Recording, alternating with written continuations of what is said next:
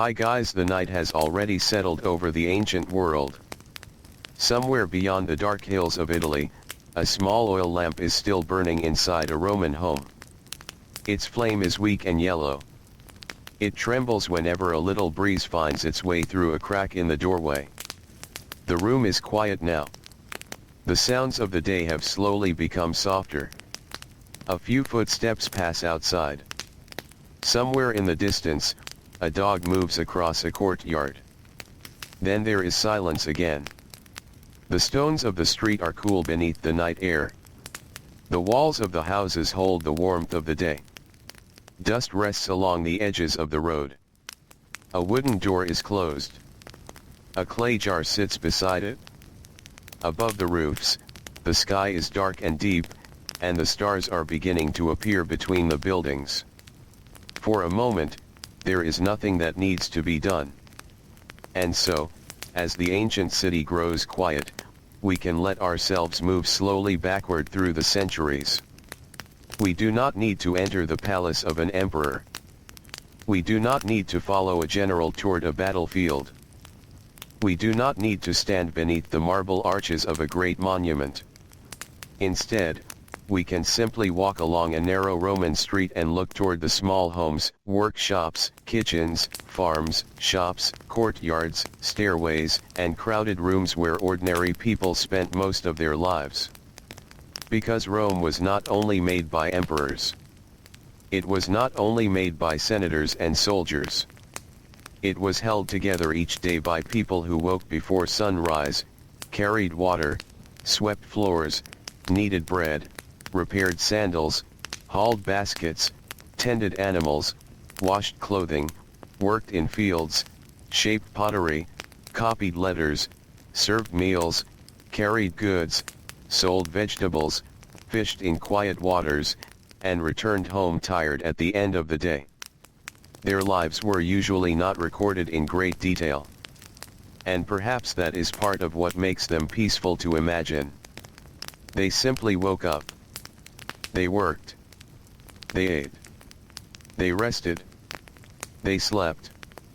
And then, after a few hours of darkness, they did it again. Imagine now that the night is almost over.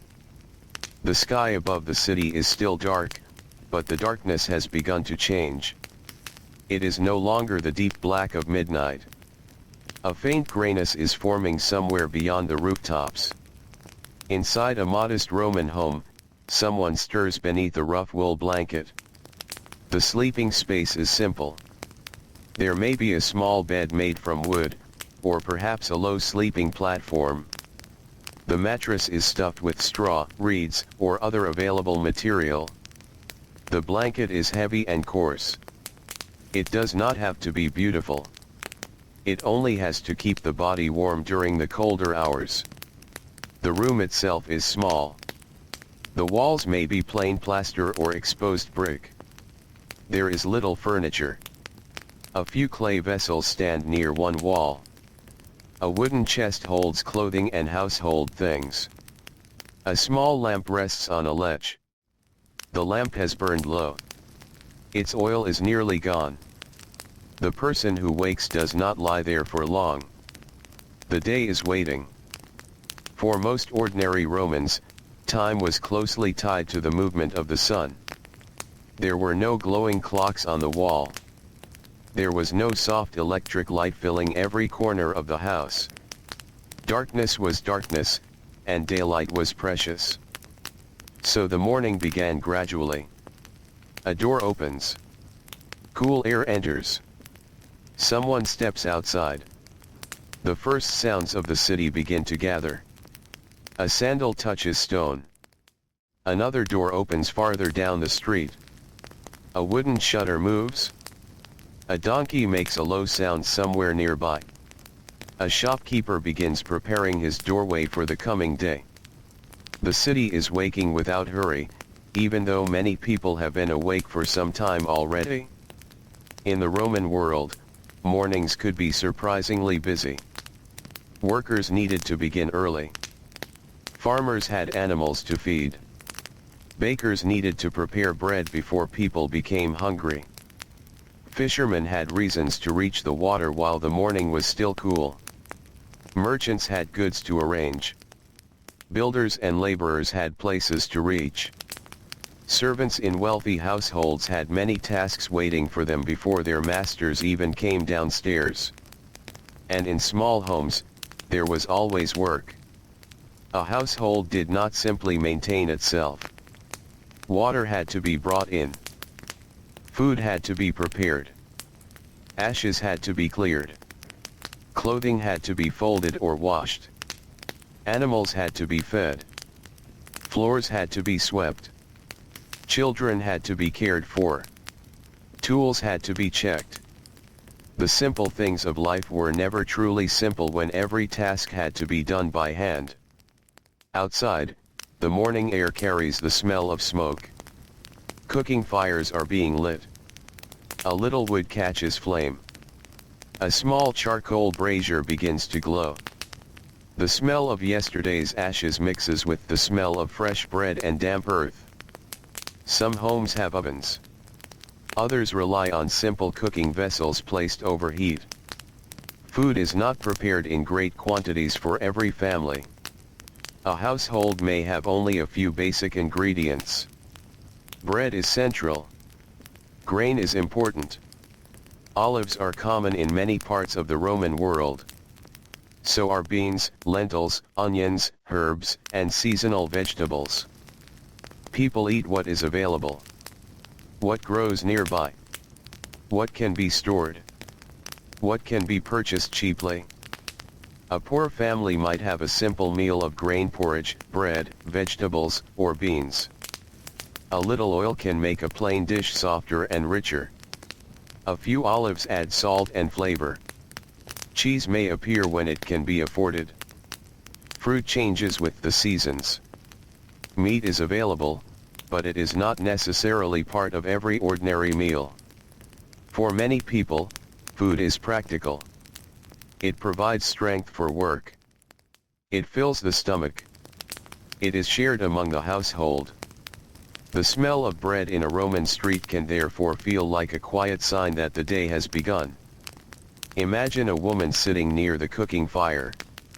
She works slowly because she has done this many times before. Her hands know what to do. The grain is measured. Water is added. The mixture is stirred. A flat loaf is shaped. The fire is watched. Nothing about the process is new. There is comfort in repetition. The same bowl. The same wooden spoon. The same fire. The same little room. The same morning light entering through the doorway. Outside, the street is becoming brighter. The stones begin to show their pale colors. The shadows beneath the walls remain cool. A man carries a bundle across the street. Another person lifts a basket. A child stands in a doorway watching the movement. Someone calls softly to a donkey. The city continues waking. Rome itself is often imagined as enormous and grand, but an ordinary person experienced it differently. The city was not an empire from inside a small room.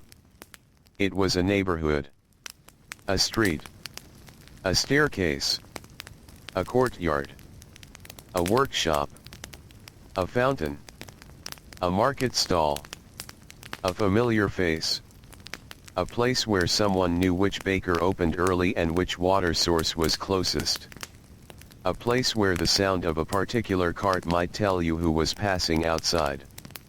For ordinary people, the empire could feel very far away. The emperor might live in a magnificent palace. The Senate might debate important matters. Armies might move across distant borders. But a worker waking in a crowded apartment did not necessarily begin the morning thinking about any of that. There was bread to prepare. There was work to reach. There was rent to consider.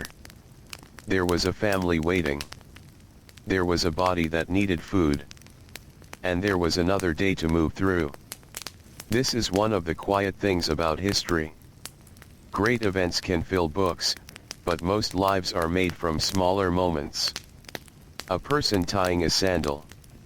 A child rubbing sleep from tired eyes. Someone carrying a jar. A baker checking a fire. A farmer opening a gate. A servant sweeping a floor.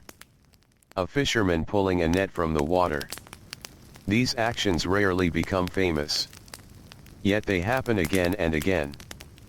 And because they happen again and again, they form the shape of ordinary life. In a Roman city, the streets could become crowded quite early. There were narrow roads between buildings, and in some places the buildings rose several stories high. Apartment blocks could hold many families. The lower levels might contain shops and workshops. The upper floors were reached by stairways. The higher one lived, the less convenient daily life could become. Water had to be carried. Food had to be carried. Waste had to be managed. Furniture was limited. Space was precious. And noise traveled easily. A family living above a shop might hear the movement of people below. A craftsman working in the morning might hear voices from the street. A child might hear footsteps climbing the stairs. Someone might call from one building to another. The city was not silent. Even before sunrise, it was beginning to breathe. There were no soft modern doors closing in perfect silence. Wood scraped. Metal struck stone. Animals moved. People spoke. Baskets bumped against walls. Wheels passed over uneven roads. The sounds were ordinary, but they were part of the rhythm of the place. For those who lived there, they were simply morning sounds. And perhaps after hearing them every day, people stopped noticing them. A Roman worker might leave home carrying very little. Perhaps a simple lunch. Perhaps a tool. Perhaps nothing at all. The workshop would provide what was needed. Some workers shaped metal. Some worked with leather. Some made pottery. Some carved stone. Some worked with wood. Some prepared food. Some carried goods from one place to another. Some worked with cloth. Others worked in construction. The Roman world needed countless hands. A city could not function without them. Consider the shoemaker for a moment. Inside a small workshop, leather hangs from a wall. The room smells of animal hide, oil, dust, and sweat. There are tools arranged on a wooden surface. A knife. An awl. Thread. Pieces of leather. Perhaps a hammer. The shoemaker sits and works. There is no need for dramatic movement. The work is repetitive. Cut. Pierce. Pull. Tie. Trim. Check. Again. And again. A sandal is a simple thing, but it takes time to make. Someone will eventually put that sandal on and walk across the stones of the city. Perhaps the shoemaker knows the person who ordered it. Perhaps the customer is a laborer who needs something strong enough to last. Perhaps the sandal will be repaired later rather than replaced. In the ancient world, objects often had long lives. A broken item was not automatically thrown away. It might be repaired, reused, altered, passed to someone else. A piece of cloth could be patched. A wooden object could be fixed. A container could continue serving a household long after its first purpose had changed. This gave ordinary things a quiet history of their own. A worn sandal carried dust from many streets. A cooking pot held the smell of many meals. A blanket carried the warmth of many nights. A wooden spoon became smooth from years of hands. A clay jar might be filled with water every morning until its surface became scratched and faded. The Romans lived surrounded by objects that were familiar because they were used constantly. And when the sun finally rises above the roofs, the heat begins to gather. Morning is still the easier part of the day. The air is cool. The shadows are long. Farmers understand this very well. Outside the city, the rhythm of life is even more closely tied to the sun. A farm begins moving early. Animals must be fed. Water must be carried. Fields must be checked. Tools must be taken outside. The earth waits quietly. A farmer steps across the soil.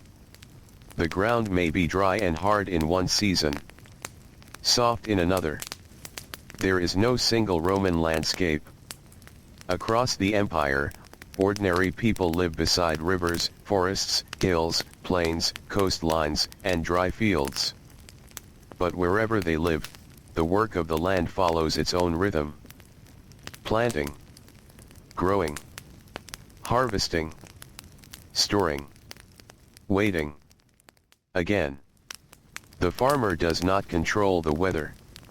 A season of good rain can bring relief. A dry season can make every task harder. Heat settles over the fields. The body becomes tired. Hands become rough. Clothing becomes dusty. The smell of animals, soil, straw, and sweat becomes part of the day.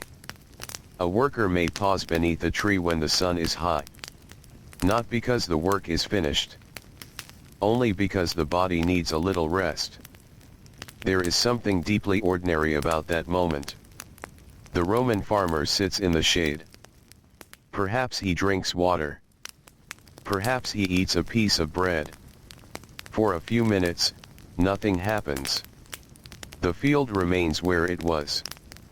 The animals continue grazing. A faint breeze moves through the leaves.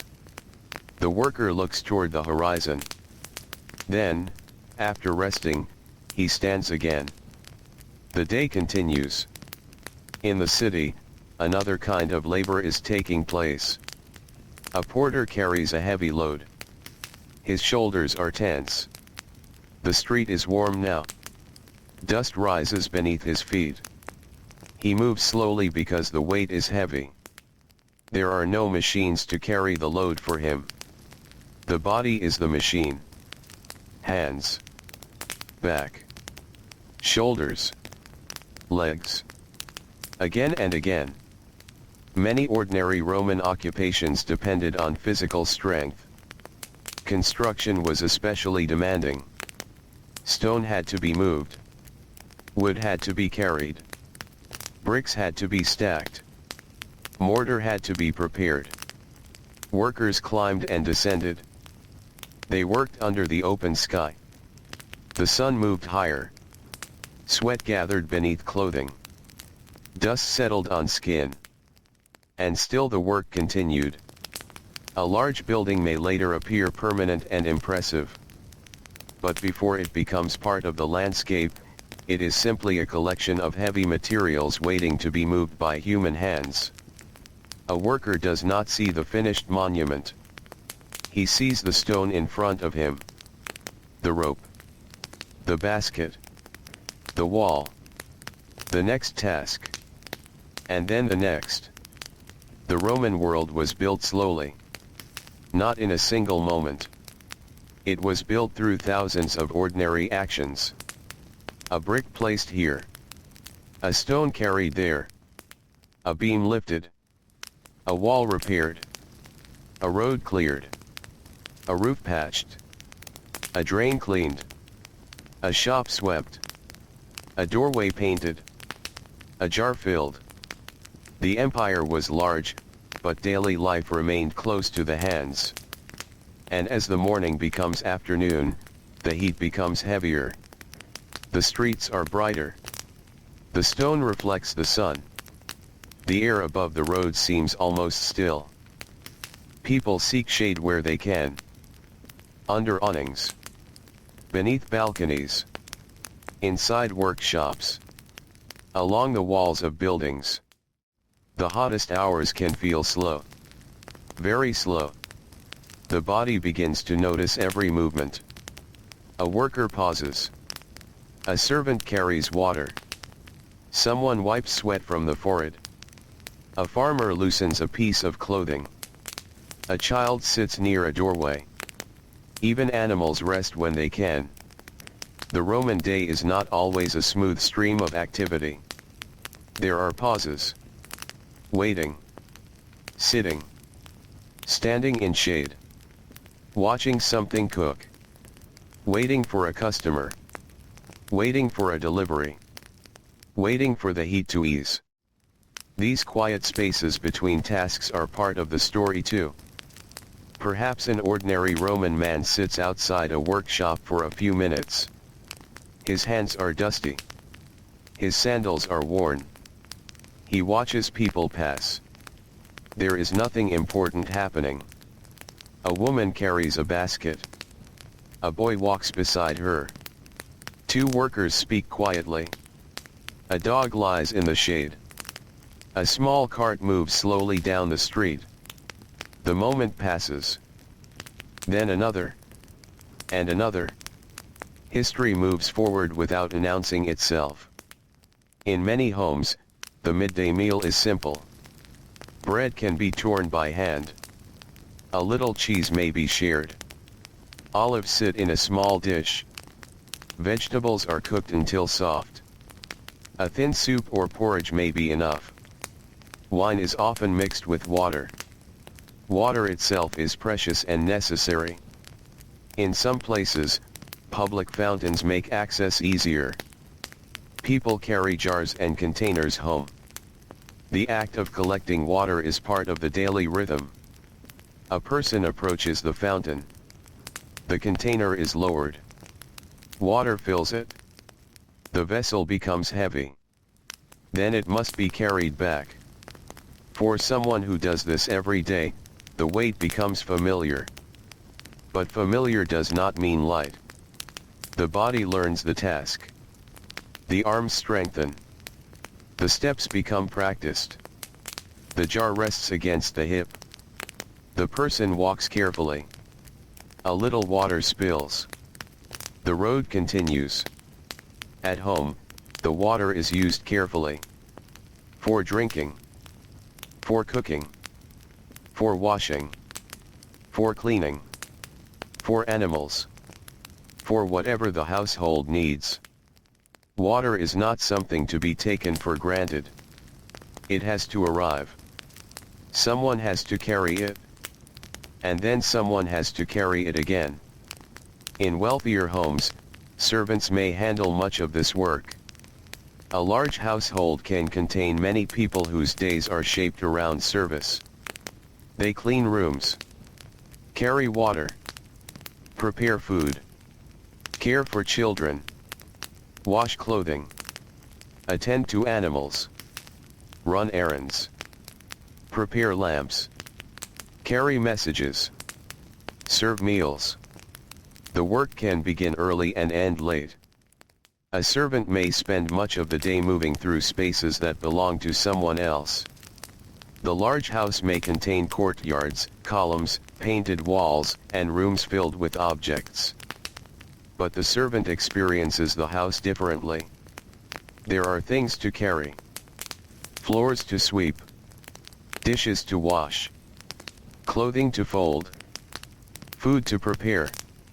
Doors to open. Fires to maintain. A household depends on these small acts. And again, there is repetition. Every morning the same rooms need attention. Every evening the same lamps need oil. Every meal leaves dishes behind. Every day creates more work. In this way, the ancient household resembles a small world that constantly needs to be cared for. Even a wealthy family cannot escape the ordinary needs of the body. People must eat. People must sleep. People become tired. Clothing becomes dirty. Food must be stored. Water must be brought. Children grow. Older people slow down. Someone becomes ill. Someone recovers. Someone needs rest. The simple needs remain. And perhaps this is one reason ordinary Roman life feels so close to us even across the long distance of time. Not because the world was the same. It was not. The houses were different. The tools were different. The streets were different. The dangers and difficulties were different. But the basic rhythm of a human day remained quiet and familiar. Morning comes. Work begins. Hunger appears. Heat arrives. The body becomes tired. Evening approaches. Food is prepared. Darkness comes. The household grows quiet. Sleep follows. And then morning returns. Far from the crowded streets, along the coast, fishermen follow another rhythm. The water is still dark before sunrise. A small boat moves gently. The sea is cool. The air smells of salt. The fisherman works with ropes and nets. His hands know the movement. The boat rises and falls. The horizon remains quiet. There is no city noise here. Only water. Wind. Wood. The soft movement of the boat. A net is pulled. It is heavy when wet. The fisherman leans back. The work is physical. The sea gives and takes according to its own rhythm. Some mornings are better than others. Some nets bring more fish. Some bring less. But the work continues. Fish must eventually reach shore. They may be sold fresh. They may be salted or preserved. They become part of another household's meal. The fisherman returns. The city begins another part of its day. And somewhere nearby, a merchant is opening a shop. The shutters move. Goods are arranged. Clay lamps. Textiles. Oil. Food. Small household objects. Perhaps imported items from distant regions. The Roman world is connected by roads and sea routes, but the ordinary shopkeeper does not necessarily think about the entire empire. He thinks about today's customers. He thinks about what has arrived. What has sold. What remains. What needs to be ordered. A merchant may spend hours standing in one place. The feet become tired. The voice becomes tired. The eyes become tired. The day stretches. The sun moves. Shadows change. People come and go. And still the shop remains open. This is another quiet feature of ancient life. Many people spend their days waiting for something. Waiting for a customer. Waiting for bread to bake. Waiting for a boat. Waiting for a message. Waiting for a field to be ready. Waiting for a wound to heal. Waiting for the heat to pass. Waiting for evening. The ancient world was not always fast. Much of it was made of patience. And as the afternoon begins to soften, the city slowly changes. The sharp brightness of midday fades. Shadows grow longer. The walls no longer seem so white. The streets become easier to walk. People who have been resting begin to move again. Workers finish tasks. Shopkeepers prepare to close. Farmers begin returning from fields. Animals are guided toward their places. The smell of cooking fires begins to return. A little smoke rises into the evening air. The Roman day is beginning to fold itself inward. But before darkness comes, there are still many small things to do. Tools must be put away. Animals must be fed. Water must be collected. Food must be prepared. Children must be gathered. Clothing must be shaken free of dust. A floor must be swept one more time. A door must be repaired. A lamp must be filled. A fire must be kept alive. These are not grand tasks. But they are the tasks that allow a household to wake again tomorrow. And somewhere in the fading light, a woman begins preparing the evening meal. The fire is warm against her face. Outside, the day's heat is slowly leaving the walls. The smell of grain and herbs fills the room. A pot sits over the fire. The family gathers nearby. Someone is tired. Someone is hungry. Someone is quiet. The youngest children may already be sleepy. The adults have spent the day carrying the weight of their work. There is no need for much conversation. The room itself feels enough. The meal is served. Bread is broken. Food is shared. A little oil shines in the bowl. The fire makes a soft sound. Outside, footsteps move along the street. The sky darkens. The first evening lamp is lit. Its small flame is almost nothing compared with the darkness outside. But inside the room, it is enough. And as the family eats, the ancient day becomes quieter. The city has not disappeared. It is still there. The streets still carry people. The workshops still hold the smells of labor. The fountains still glisten faintly in the evening. The river moves beyond the buildings. The roads stretch toward distant towns. Fields lie under the darkening sky. The empire continues. But inside this little room, the world has become small. A bowl. A loaf. A blanket. A lamp. A few tired people. And the soft warmth of the fire. The Roman world was full of great distances. But ordinary life often happened within a very small circle. A person knew the road near home. The market. The workshop. The fountain. The temple. The neighbors. The fields. The river. The places that could be reached by walking. Beyond that circle was a larger world, but it did not necessarily enter every thought. The stars appear above the rooftops. The last light disappears. A worker sits for a moment before lying down. His feet hurt. His hands are sore. Dust remains beneath his fingernails. The body has become heavy.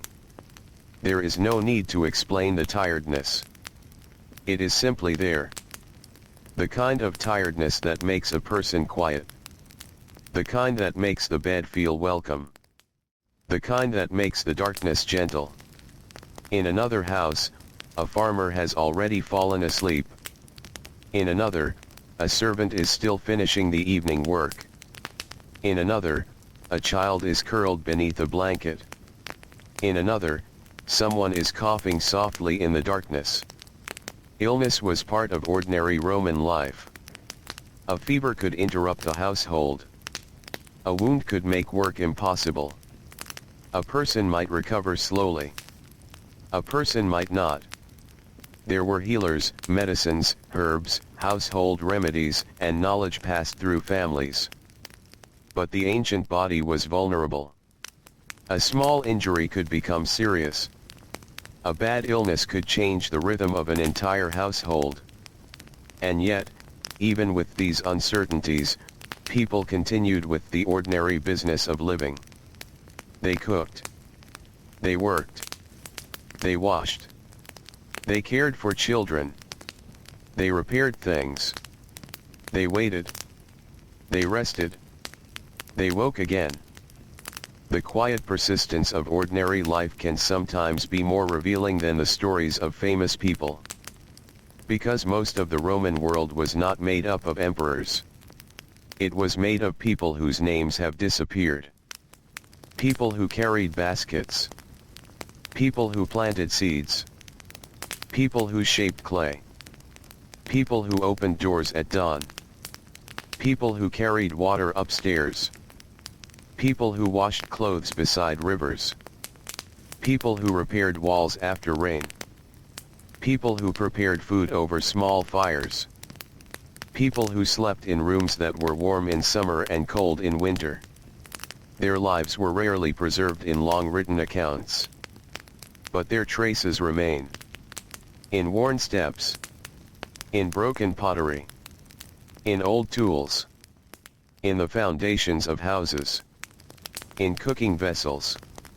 In roads. In fragments of writing. In the shape of streets. And in the simple knowledge that a city cannot exist without ordinary days. So let us stay with one of those ordinary days. Let us slow it down. The evening meal is finished. The bowl has been emptied. The fire has become smaller. Someone reaches toward the lamp. The flame trembles. A shadow moves across the wall. The household becomes quieter. One person checks the door. Another folds a piece of cloth. Someone gathers the last dishes. There is no rush. The work has almost finished. Outside, the street is now mostly dark. A few lamps appear at doorways. Their light is small and warm. The stones beneath them seem almost silver. A late traveler walks carefully. His sandals make a soft sound against the road. A cart passes in the distance. Then the street settles again. The Roman city at night is not completely silent. There are always sounds. But they become scattered. A voice. A footstep. A creaking door. An animal moving. Water flowing somewhere beyond the buildings. Then nothing. Then another small sound. The household closes itself around the night. People lie down. Some on beds. Some on mats.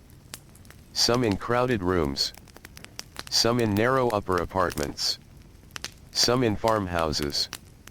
Some in workers' quarters. Some beneath simple roofs. Some with more comfort than others. But nearly all of them share the same darkness.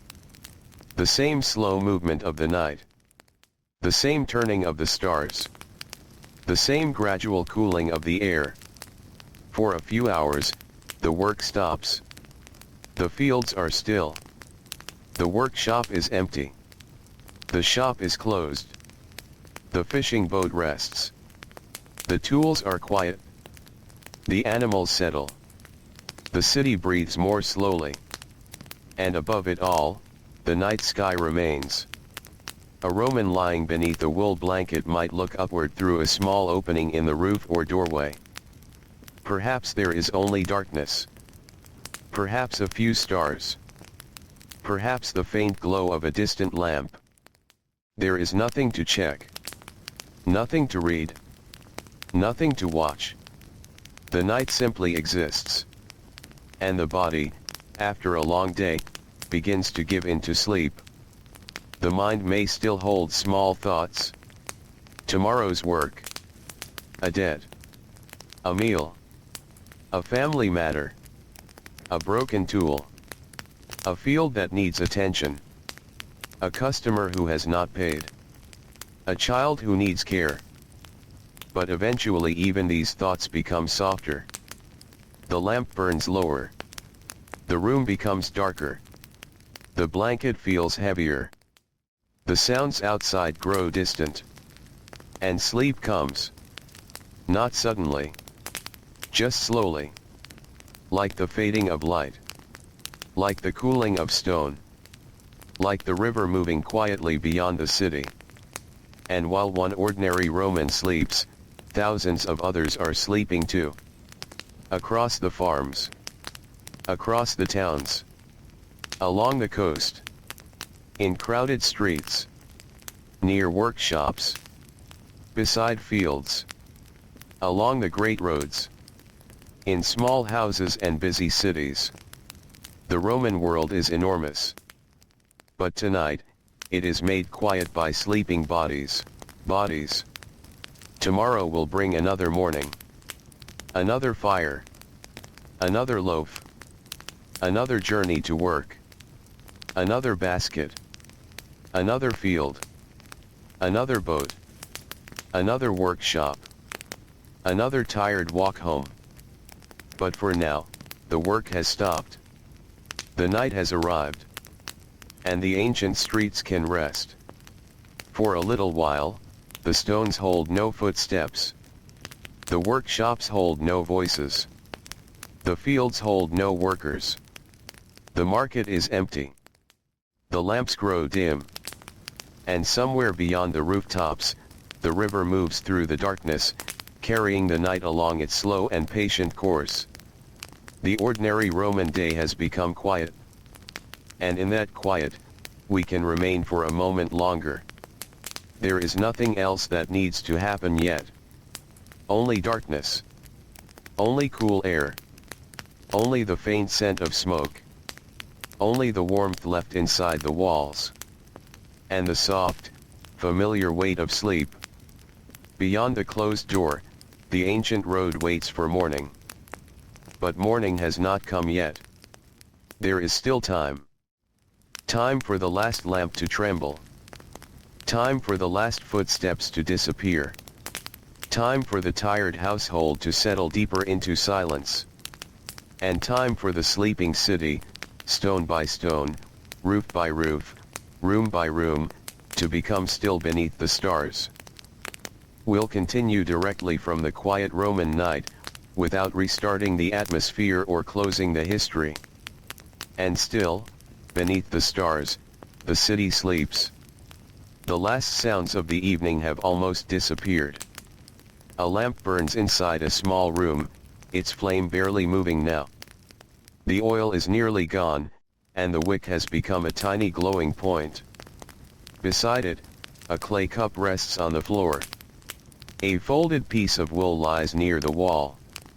The room is warm from the day's heat, but the stone beneath the sleeping body has begun to cool. Outside, Rome is quieter than it was during the day. The great roads that carry people across the empire are dark. The market stalls are closed.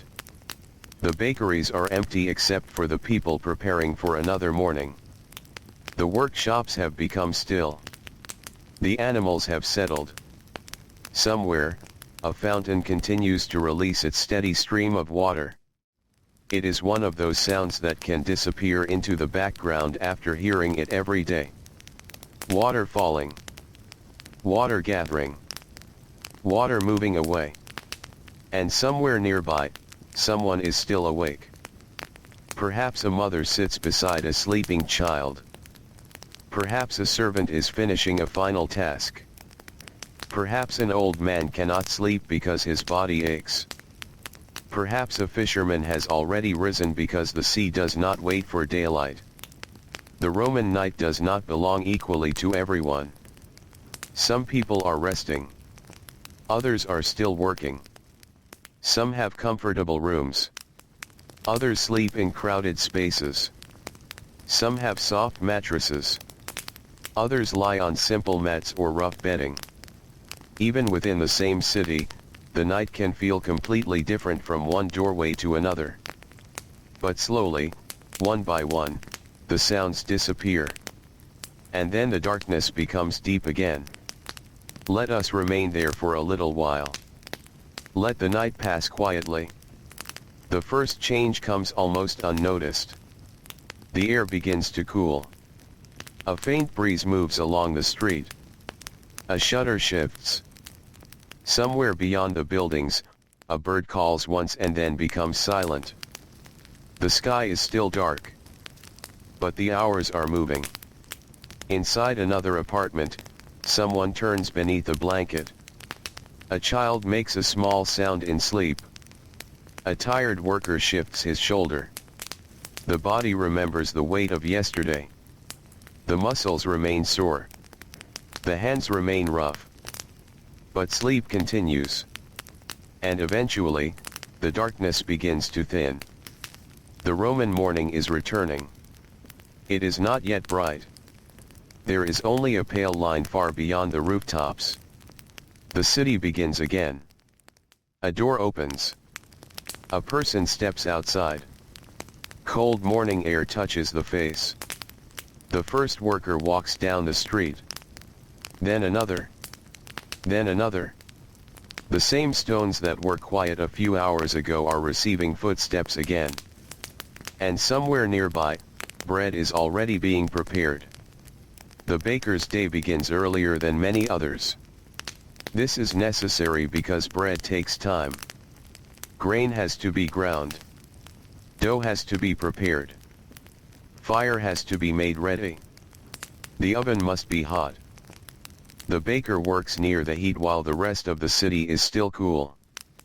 Inside the bakery, the air is heavy with flour. Fine grains of dust settle on the hands. They gather along the edges of the work surface. The dough is pressed and folded. The movement is repeated. Press. Fold. Turn. Press again. The hands become familiar with the texture. A baker does not need to think about every movement.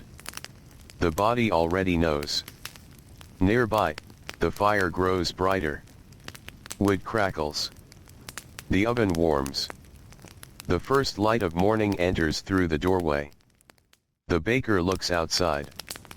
More people are moving now. The city is waking.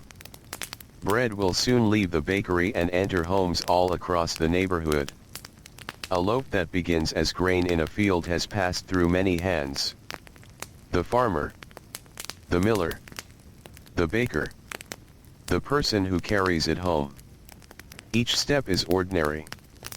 Together, they form the quiet chain that keeps a city alive. The grain itself may have come from far away. The Roman world is connected by roads and ships, and food can travel great distances. But once it reaches an ordinary household, it becomes something simple again. A piece of bread. Something to tear. Something to dip into oil. Something to eat beside beans or vegetables. Something to carry during a long day. The great movement of the empire eventually becomes very small. A loaf on a table. A handful of grain in a bowl. A little food wrapped in cloth. The ordinary person does not need to see the entire journey. Only the result. And this is true of many things. A person enters a workshop and finds leather ready to work. A farmer uses a tool without thinking about the person who forged it. A household lights a lamp without thinking about where the oil was pressed. A family wears cloth without thinking about every hand that spun and wove it. Daily life rests upon countless invisible connections. And the morning continues. In a modest home, a family begins preparing for the day. Someone opens the door. Someone sweeps. Someone checks the cooking fire. A child wakes. The room is still dim. There may not be much privacy. Several people can share a small space. The sounds of one person waking can wake another. Someone coughs. Someone whispers. Someone moves a clay pot. The day begins before everyone is ready. There is work to do. The Roman household is not always the peaceful, spacious place we might imagine when thinking of an ancient home. For many people, space is limited. In crowded cities, families may live in apartments with little room. Stairs connect one floor to another. Walls are close together. Neighbors are close. Sounds pass through. Cooking smells pass through. Arguments pass through. Children pass through. The ordinary life of one family can easily become part of the background noise of another. A person living in such a building might know the rhythms of the neighbors without knowing their names. The family upstairs wakes early. The family below cooks late. A shop opens on the ground floor. Someone carries water up the stairs. Someone returns from work. Someone moves furniture. Someone drops a clay cup. the building itself becomes a kind of living structure. It holds many separate lives together. And in these crowded spaces, people learn how to live with very little. A bed may be enough. A chest. A few vessels. A small table. A cooking area. Some clothing. A blanket. The objects are useful because space is precious. The household does not need a great number of things. It needs the right things. A clay pot can hold grain. Another can hold water. A jar can store oil. A basket can carry vegetables. A wooden spoon can serve for years. A knife can prepare food, cut leather, or perform many other small tasks. Objects are used until they are worn. And when something breaks, someone tries to repair it. This is the rhythm of material life. Use. Wear. Repair. Use again. A Roman family may own objects that have been in the household for many years. Some might have belonged to parents. Some might have come from grandparents. Some may have been bought cheaply. Some may have been made by a family member. The value of an object does not always come from its beauty. It can come from familiarity. The cup that belongs to the household. The knife that fits the hand. The blanket that has been patched several times. The wooden stool that has become smooth from years of use. The old jar that is no longer beautiful but still holds water.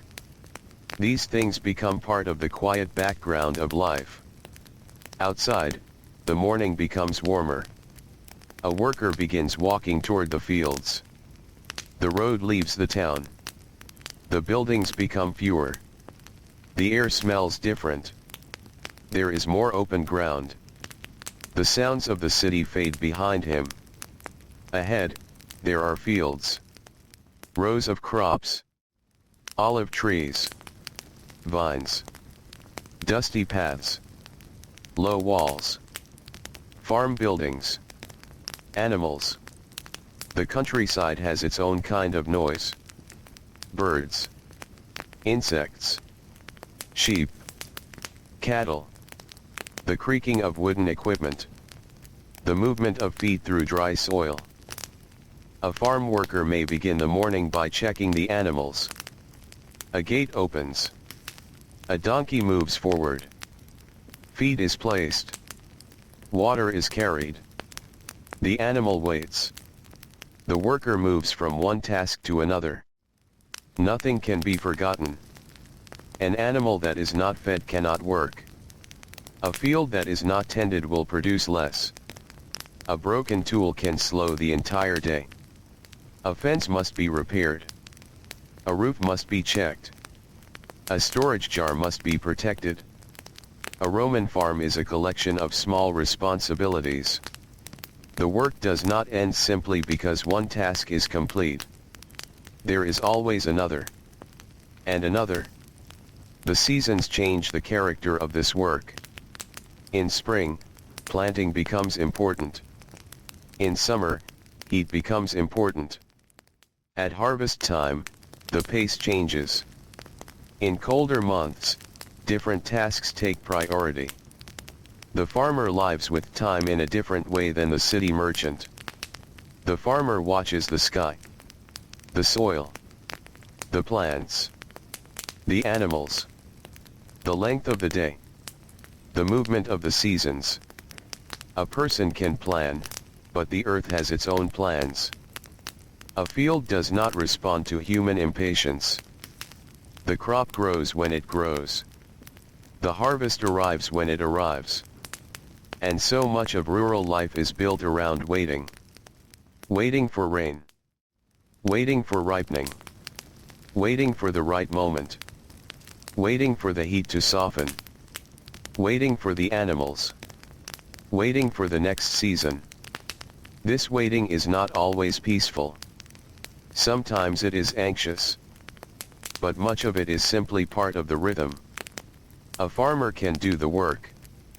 Then the farmer must wait. And while the farmer waits, the city continues moving. A scribe sits indoors. His work is quieter. There may be no heavy stone. No field to plow. No fishing net. No oven. Instead, there is a writing surface. A reed pen. Ink. A stool or low seat. A message to copy. A record to make. Scribes are needed because the Roman world depends on written words. Taxes must be recorded. Goods must be counted. Letters must be written. Legal documents must be prepared. Business agreements must be preserved. Orders must be sent. Information has to travel. The scribe's hands may not carry the same physical weight as a builder's hands, but they work steadily. The reed touches the surface. A line appears. Another line. Another. The letters have to be clear. The work can be tiring in a different way. The eyes become strained. The back becomes stiff. The hand becomes tired. The scribe pauses. Perhaps he dips the pen again. Perhaps he looks toward the doorway. Outside, the city is bright. Inside, the room is cooler. The work continues. For many Romans, literacy is not a part of daily life in the same way it is for a trained scribe. But writing still surrounds them. A person may need a letter. A merchant may need a record. A soldier may send a message home. A family may receive news from someone far away. Words can travel across the empire. A small piece of writing can cross roads and seas.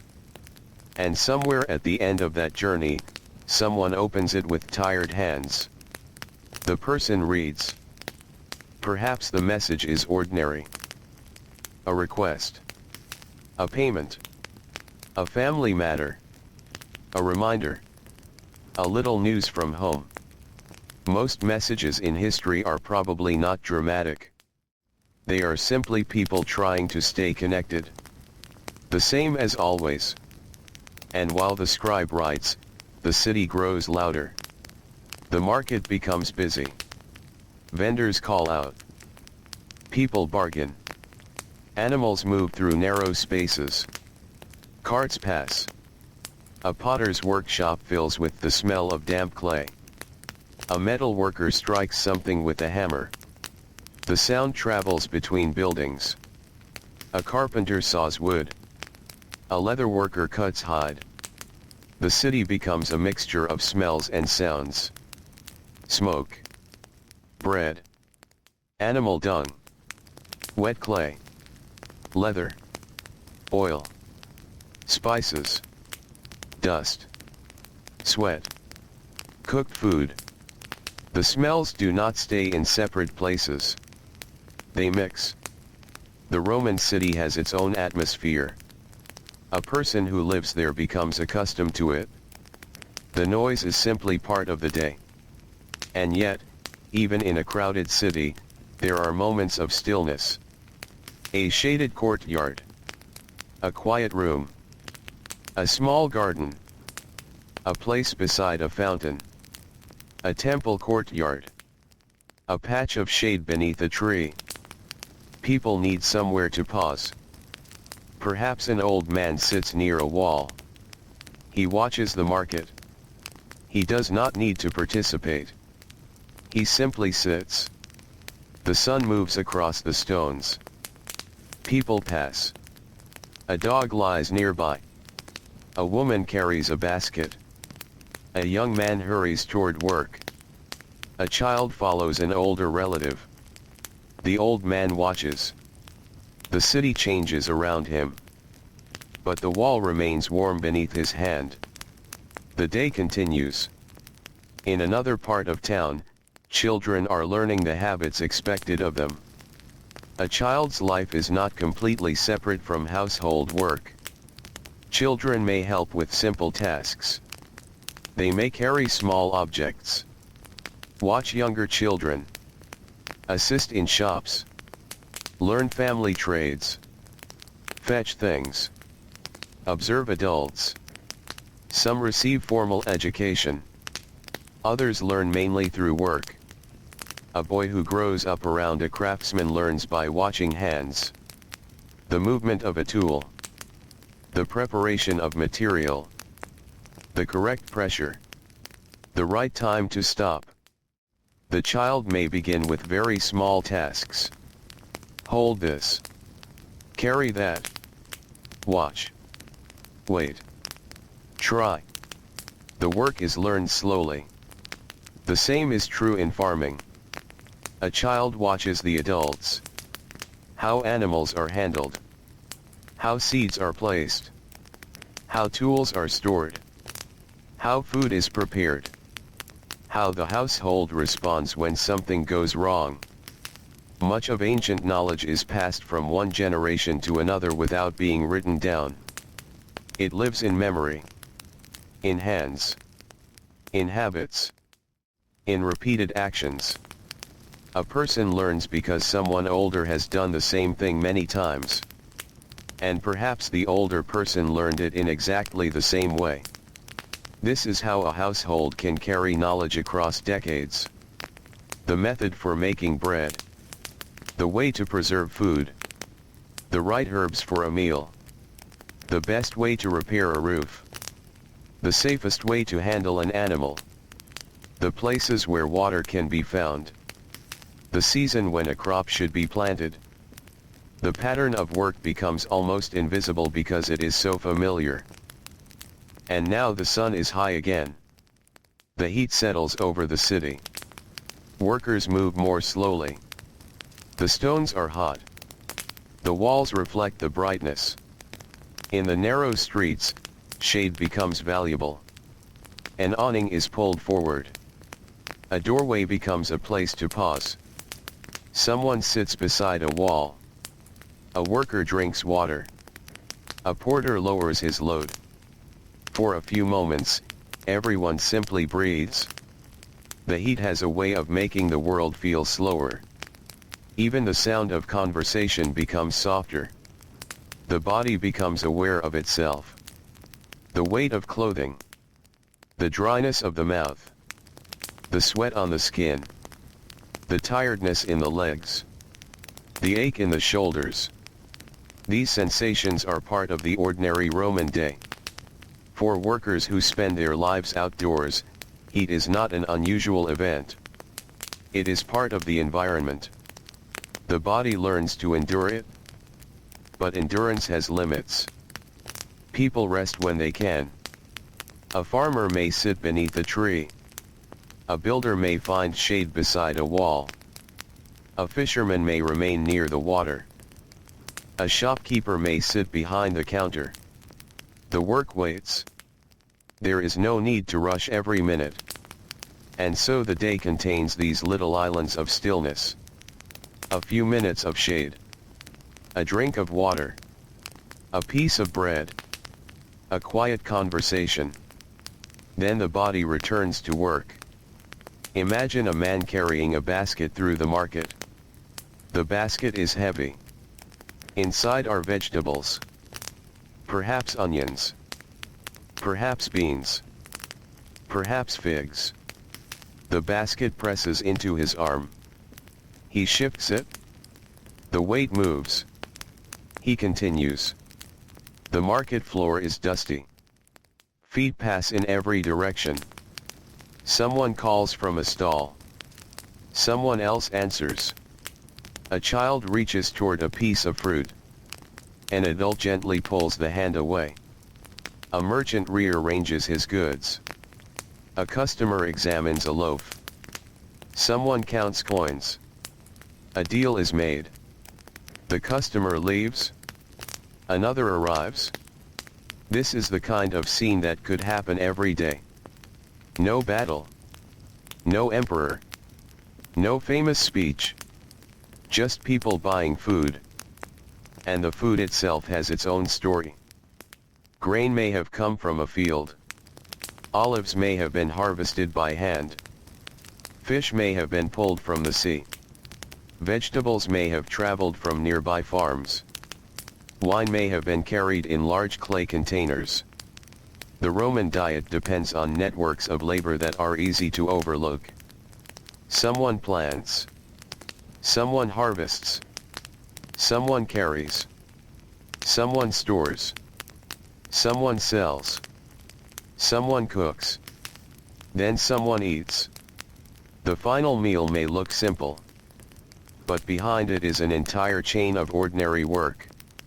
And when the meal is finished, the chain begins again. The empty bowl must be washed. The cooking pot must be cleaned. The fire must be tended. The next meal will come. In a household, food is never truly finished. Hunger returns. That is one of the oldest rhythms of human life. Morning hunger. Midday hunger. Evening hunger. The body asks again. So the kitchen continues to matter. A woman crushes herbs. A man cuts vegetables. A servant grinds grain. A child waits near the fire. Someone tastes the food. More water is added. The pot simmers. The smell spreads. Outside, the heat continues. Inside, the kitchen remains warm. The fire is small, but in an already hot room, even a small fire can feel intense. The cook works carefully. Smoke stings the eyes. Sweat gathers around the face. The food must be washed. Too much heat can ruin it. Too little can leave it unfinished. Cooking is another form of patience.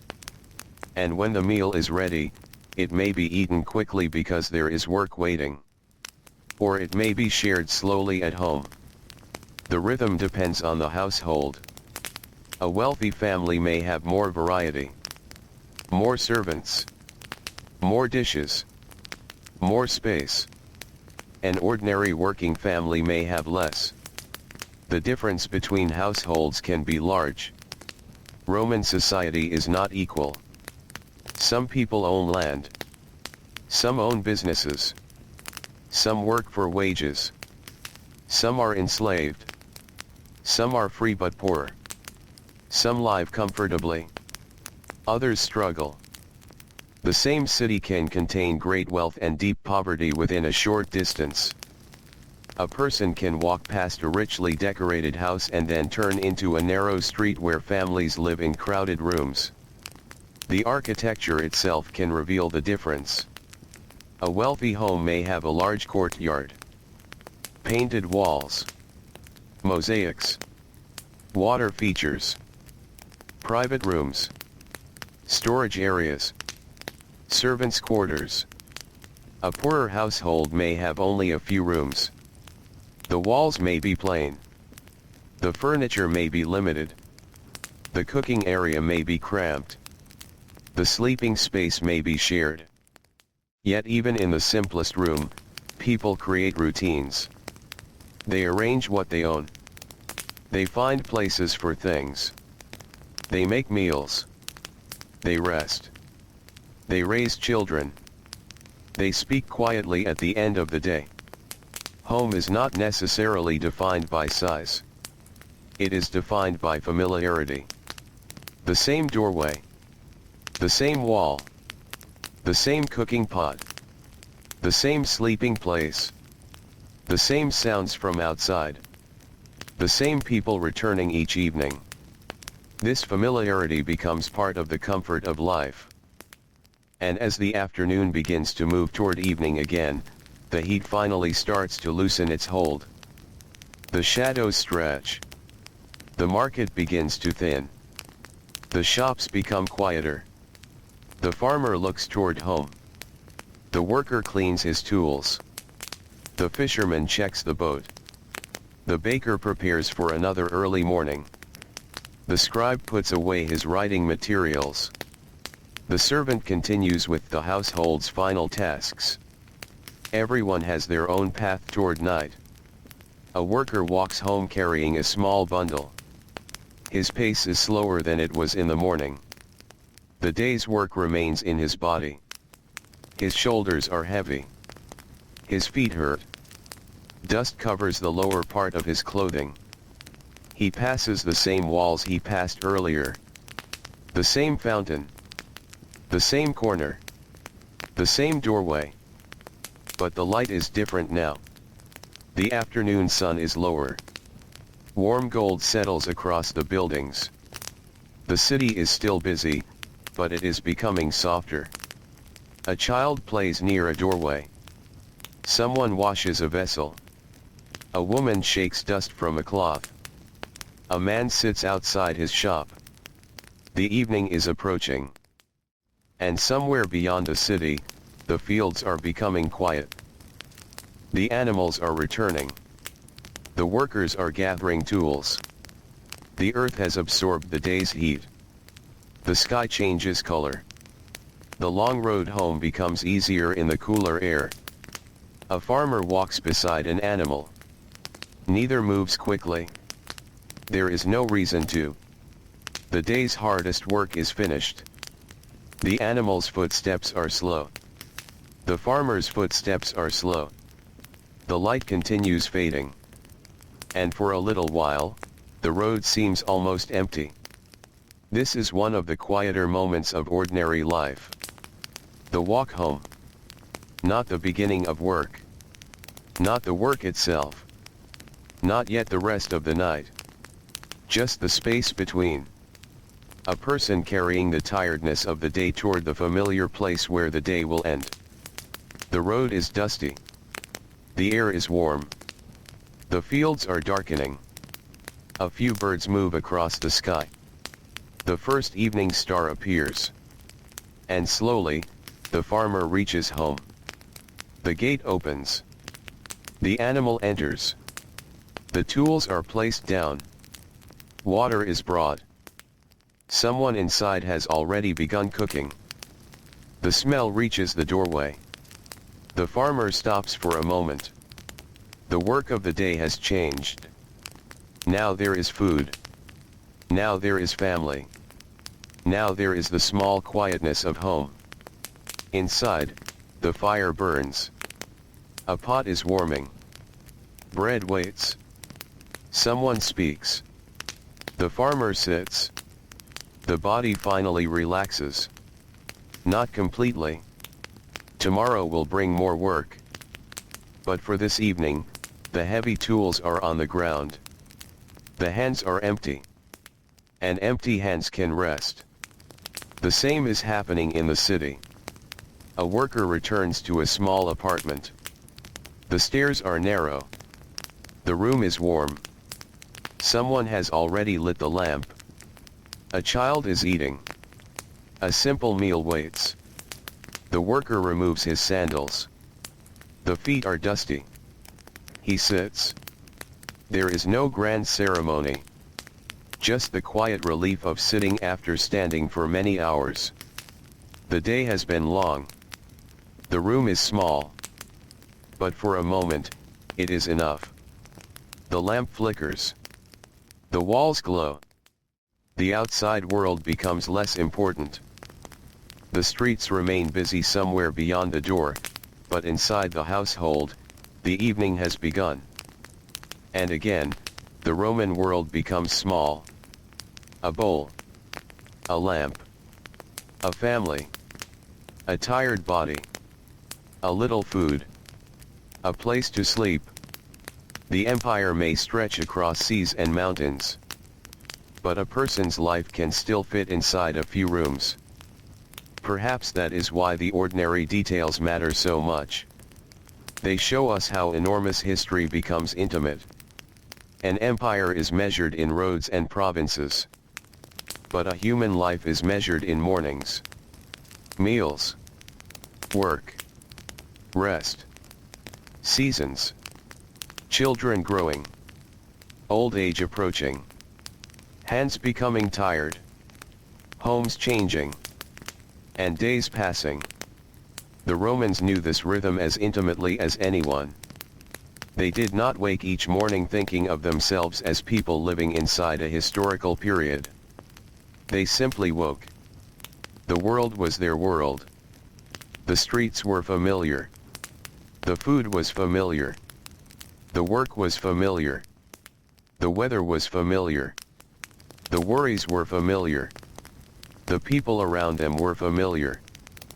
And because life was ordinary to them, much of it was never written down. A mother did not need to record how she prepared breakfast. A farmer did not need to write about every field he walked across.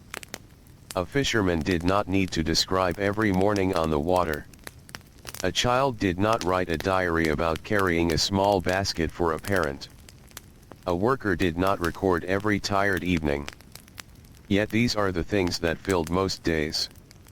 And now, as evening settles over the Roman world again, we can imagine them continuing. A fire is fed. A pot is stirred. Bread is broken. Water is poured. A lamp is trimmed. A door is closed. A child becomes sleepy. An adult leans against the wall. Someone yawns. Someone looks outside. The street is turning dark. The day's heat is leaving the stones. The air is softer. The sounds are quieter. A distant voice rises and disappears. A dog moves through the street. A cart rolls slowly somewhere far away. Then it is gone. The household prepares for sleep. Blankets are unfolded. Clothing is placed aside. The lamp remains burning. Someone checks the fire. The final dishes are moved. The door is secured. And one by one, people lie down. The body remembers the day's work. The shoulders sink. The legs become still. The hands stop moving. The room grows quiet. There is no need to think about tomorrow yet. Tomorrow will come by itself. For now, the night has returned. And in another part of the city, a different household is doing exactly the same thing. And another. And another. Across the Roman world, thousands of ordinary homes are becoming quiet. A farm near a field. A crowded apartment. A small house near a market. A room above a workshop. A fisherman's home near the coast. A servant's sleeping quarters. A wealthy house with many rooms. A poor room with almost nothing. Different lives. Different levels of comfort. Different kinds of work. But the same ancient night moves over all of them. The lamps become smaller. The voices become softer. The doors close. The streets empty. And again, the ordinary Roman day disappears into darkness. Yet the story of daily life is not finished when the sun goes down. Because the night itself has its own routines. Some people must continue working. Some guards walk through the streets. Some travelers arrive late. Some bakers prepare for dawn. Some fishermen leave before the sky changes. Some servants continue their duties inside wealthy homes. Some people are awake because they cannot sleep. And some are awake because their work belongs to the darkness. A city never completely stops. Even ancient cities have people who keep watch while others sleep. A guard stands beneath the night sky. His surroundings are dark. He hears footsteps. He waits. There is little to do in a quiet hour. And waiting can make time feel slow. He shifts his weight. Looks down the street. Looks again. The same wall. The same doorway. The same lamp. The same stars. The night moves slowly. Perhaps he thinks of home. Perhaps he thinks of food. Perhaps he is simply tired. The body wants sleep. But duty keeps him awake. Eventually, another person may come to replace him.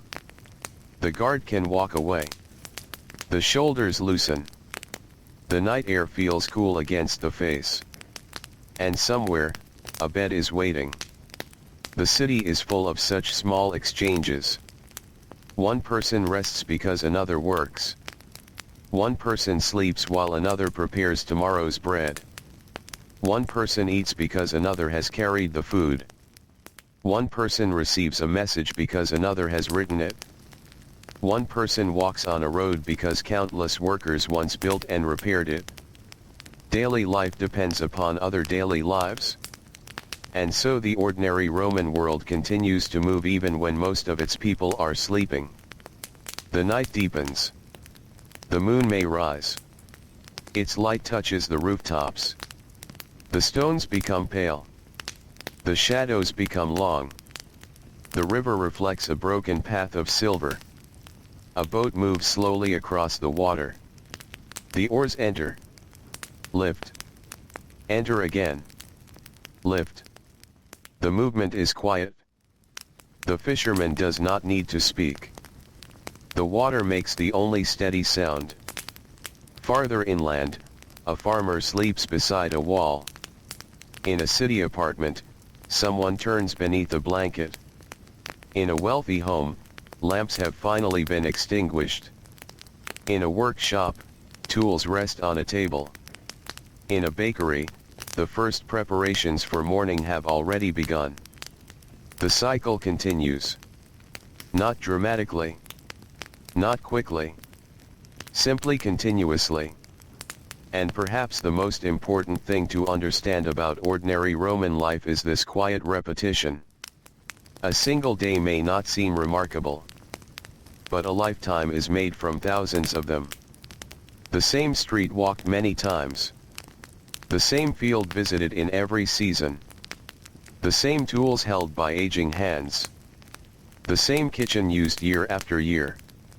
The same family changing slowly as children grow and adults become older. A child who once carried a tiny basket may eventually carry a heavy one. A young worker may become an experienced craftsman. A mother may one day watch her own children prepare meals. A farmer's hands may become rougher with each season. The city changes slowly around them. Walls are repaired. Buildings are rebuilt. Shops change owners. Children become adults. People leave. People arrive. But the daily rhythm remains. Morning. Work. Food. Eat. Rest. Evening. Sleep. And again.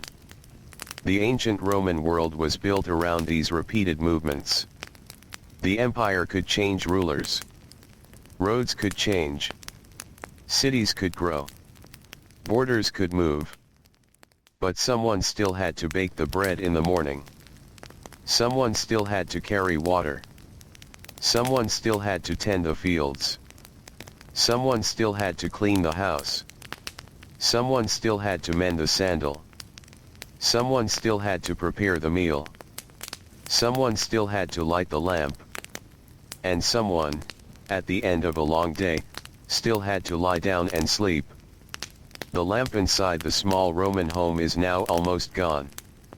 The flame becomes smaller. The room becomes darker. The people inside are sleeping. Outside, the street is empty. The stones have cooled. The dust has settled. The night air moves gently between the walls. Far away, water continues flowing. And for a while, there is nothing else. Only the ancient city resting beneath the stars. Only the soft darkness between one day and the next. Only the quiet knowledge that when the sky becomes pale again, someone will open a door. Someone will step into the street. Someone will light a fire. Someone will begin kneading bread. Someone will carry water. Someone will walk toward a field. Someone will open a workshop. Someone will lift a basket. Someone will take a boat onto the water. The day will begin again. But not yet. For now, the streets are quiet. The houses are still. The tired workers are sleeping. And the old Roman night continues slowly toward morning. And slowly, almost without being noticed, the darkness begins to loosen. The Roman night is still present between the buildings, but the deepest part of it has passed. A faint gray light rests along the edge of the sky. The stars are becoming difficult to see. The roofs are still dark. The streets are still mostly empty. But morning is somewhere nearby. Inside a small apartment, a person wakes before the room has become bright. For a few moments, there is only the quiet sound of breathing. Then a blanket moves. A hand reaches toward the wall. A tired body turns. Sleep has not completely left yet. But the day is waiting. There is work. There is food to prepare. There are animals to feed. There are children to wake. There are tools to gather. There are places to go. So the person sits up. The wool blanket falls away. The morning air feels cooler than the room. Bare feet or simple sandals touch the floor. The first movement of the day is small. Then another. A Roman morning does not arrive all at once. It enters through doorways, through cracks around shutters, through the changing color of the sky, through the first sounds outside. A bird calls. A cart will turn somewhere in the distance. A door opens. Someone coughs. Someone speaks softly. The city is beginning again. In a nearby house, a woman has already risen. She moves carefully through the dim room. The household is still sleeping. She does not need much light. Her hands know where things are. The cooking vessel. The grain. The oil. The small knife. The bowl. She has used these things so many times that she can find them almost without looking. A small fire is started. The first smoke rises. The room changes. Warmth begins to gather. The fire is not large. It does not need to be. It only needs to provide enough heat for the first meal. A little grain is prepared. Water is added. A wooden utensil moves slowly through the mixture. The sound is soft. Scrape. Stir. Pause. Stir again. Outside, the sky becomes paler. The smell of smoke moves into the morning air. This smell belongs to the beginning of the day. It comes from many houses. Small fires. Larger ovens. Cooking places. Bakeries. Workshops. The whole city begins to smell different as people wake. The cool scent of night is slowly replaced by smoke, bread, oil, animals, damp stone, and the faint dust of the road. A person walking outside would notice these things without necessarily thinking about them. They are simply the smell of home. The smell of work. The smell of morning. And perhaps there is something soothing in imagining how many people begin their days in almost the same way. A little fire. A little food. A little water. A little preparation.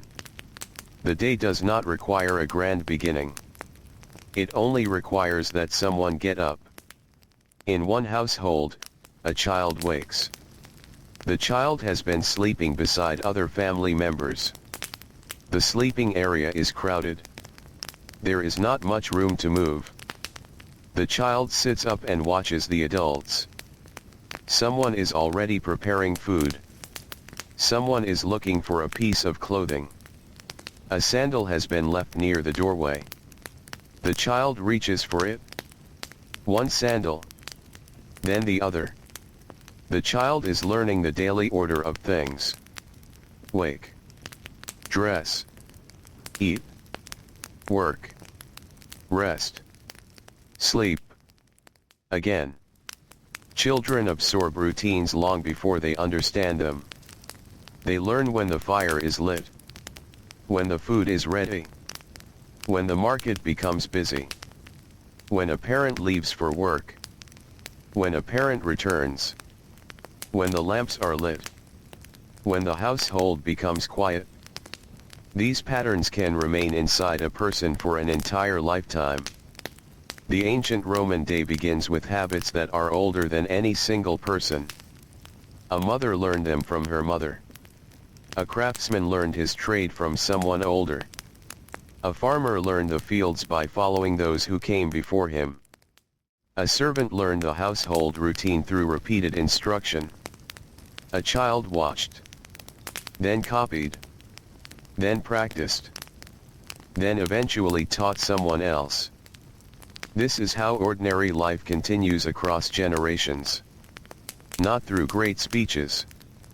Through repetition. A hand showing another hand how to tie something. A person explaining how much grain to use. A worker showing where a tool belongs. A parent teaching a child how to carry a vessel without spilling it. A farmer pointing toward the sky and saying that rain may come. A baker showing how the dough should feel. The knowledge is simple.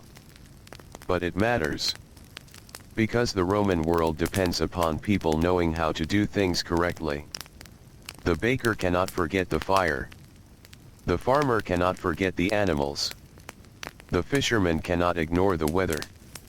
The servant cannot overlook the household. The builder cannot ignore the weight of stone.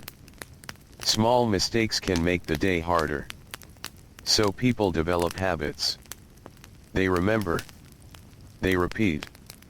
And in a world without many conveniences, skill becomes part of survival. Outside, the first workers are already moving toward their destinations. A man carries a small bundle. Another carries tools. A woman walks with a basket. Two workers speak quietly as they pass. Their voices disappear down the street. The city is waking faster now. At a public fountain, people gather. The first jars are being filled. Water falls steadily. A woman lowers a container.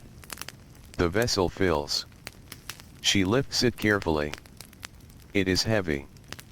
The weight pulls downward against her arm. She adjusts her grip. Then she begins the walk home. The distance may be short, but the weight is real. The water moves inside the container with each step. She walks carefully. A little spills. The stone beneath her feet is damp. She reaches the doorway. The jar is placed down. For the moment, the task is complete. But later, the jar will be empty. And the same walk will have to be made again. This is one of the quiet repetitions of ancient life. People do not simply possess water. They work to bring it home. The same is true of food. The same is true of fuel. The same is true of clothing. The same is true of almost everything. Objects do not simply appear. Someone must produce them. Someone must carry them. Someone must clean them. Someone must repair them. Someone must store them. The ordinary Roman household is therefore always in motion. Even when the household seems quiet, something is being maintained. A garment is being mended. A vessel is being washed. A floor is being swept. A fire is being prepared. A food jar is being checked. A roof is being repaired.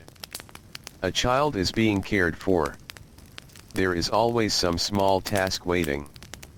And because the tasks are repeated, they become almost invisible.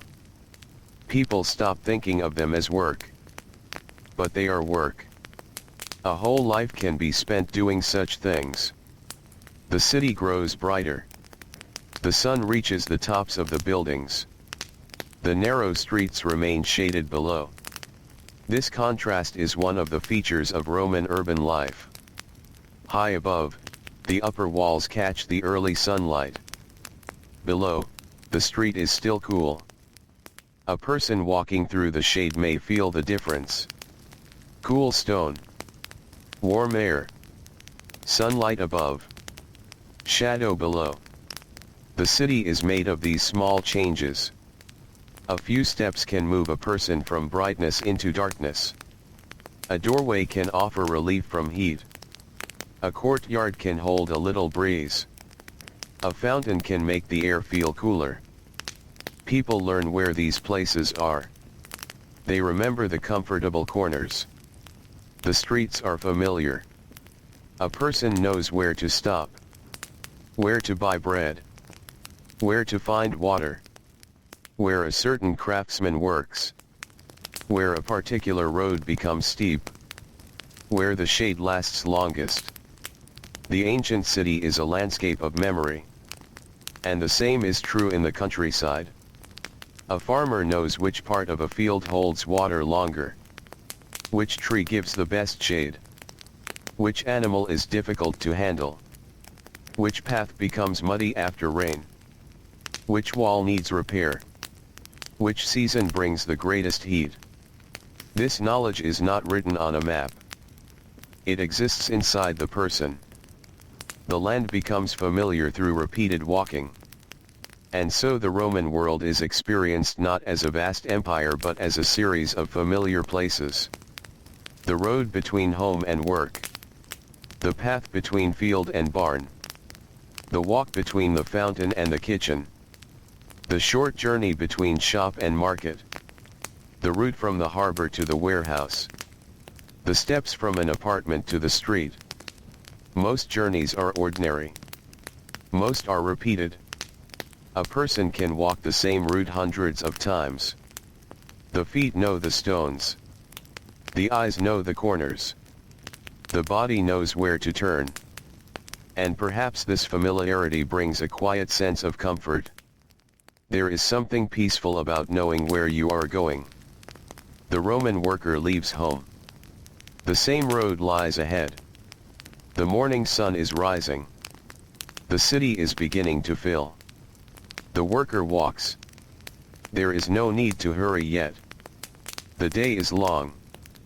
The work will take hours. The body must conserve itself. This is especially true for physical labor. A worker who spends the entire day lifting, carrying, digging, cutting, or hammering cannot waste strength in the morning. The body has to find a rhythm. Work slowly. Work steadily. Pause. Continue. The goal is not one great effort. It is the completion of many small efforts. A builder lifts a piece of material. Places it. Steps back. Checks it. Moves again. A stone is carried. Another is carried. A basket is filled. Emptied. Filled again. The same movements continue. The sound of tools becomes repetitive. Tap. Tap. Tap. The rhythm travels across the work site. The workers become accustomed to it. Their bodies respond almost automatically. There is something almost meditative in repeated physical labor. Not because it is easy. It is not. But because the mind does not need to invent every movement. The body already knows. The hands move. The shoulders work. The feet shift. The eyes check. Then the process begins again. For hours. And hours. Until the sun has moved across the sky. The Roman world contains many such rhythms. A millstone turning. A loom moving. A hammer striking. A saw passing through wood. A shovel entering soil. A net being pulled.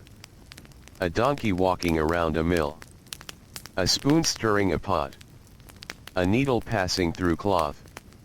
The ancient world is full of repeated motion. And much of that motion is powered by human bodies. Sometimes by animals. Sometimes by water. But always by effort. A mill may be turned by an animal walking in a circle. The animal moves. Step. Step. Step. The machinery turns. Grain is crushed. The animal continues. The same path. Again. Again. Again. The worker watches. Adds grain. Checks the stones. Moves the flour. The work is repetitive for both human and animal. The rhythm of the mill becomes part of the soundscape. A low grinding. A steady movement. A little dust in the air. The smell of grain. The warm body of the animal. The wooden structure creaking. It is not a dramatic scene. It is simply a workday. And workdays are what most lives contain. The Roman merchant has his own rhythm. He opens the shop. Arranges the goods. Waits. A customer arrives. A conversation begins. A price is discussed. Coins are counted. The goods change hands. The customer leaves. The merchant waits again. Sometimes the shop is crowded. Sometimes it is quiet. There may be long stretches when almost nothing happens. The merchant sits. Perhaps he eats a little bread. Perhaps he talks to someone nearby. Perhaps he repairs something while waiting. Perhaps he simply watches the street. Waiting is part of work too. A shop cannot close every time there are no customers. So the merchant remains. The morning passes. Then midday. Then afternoon. The same doorway. The same counter. The same street. People become familiar faces. A regular customer comes.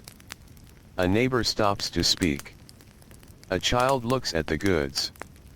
Someone asks for a price. Someone leaves without buying anything.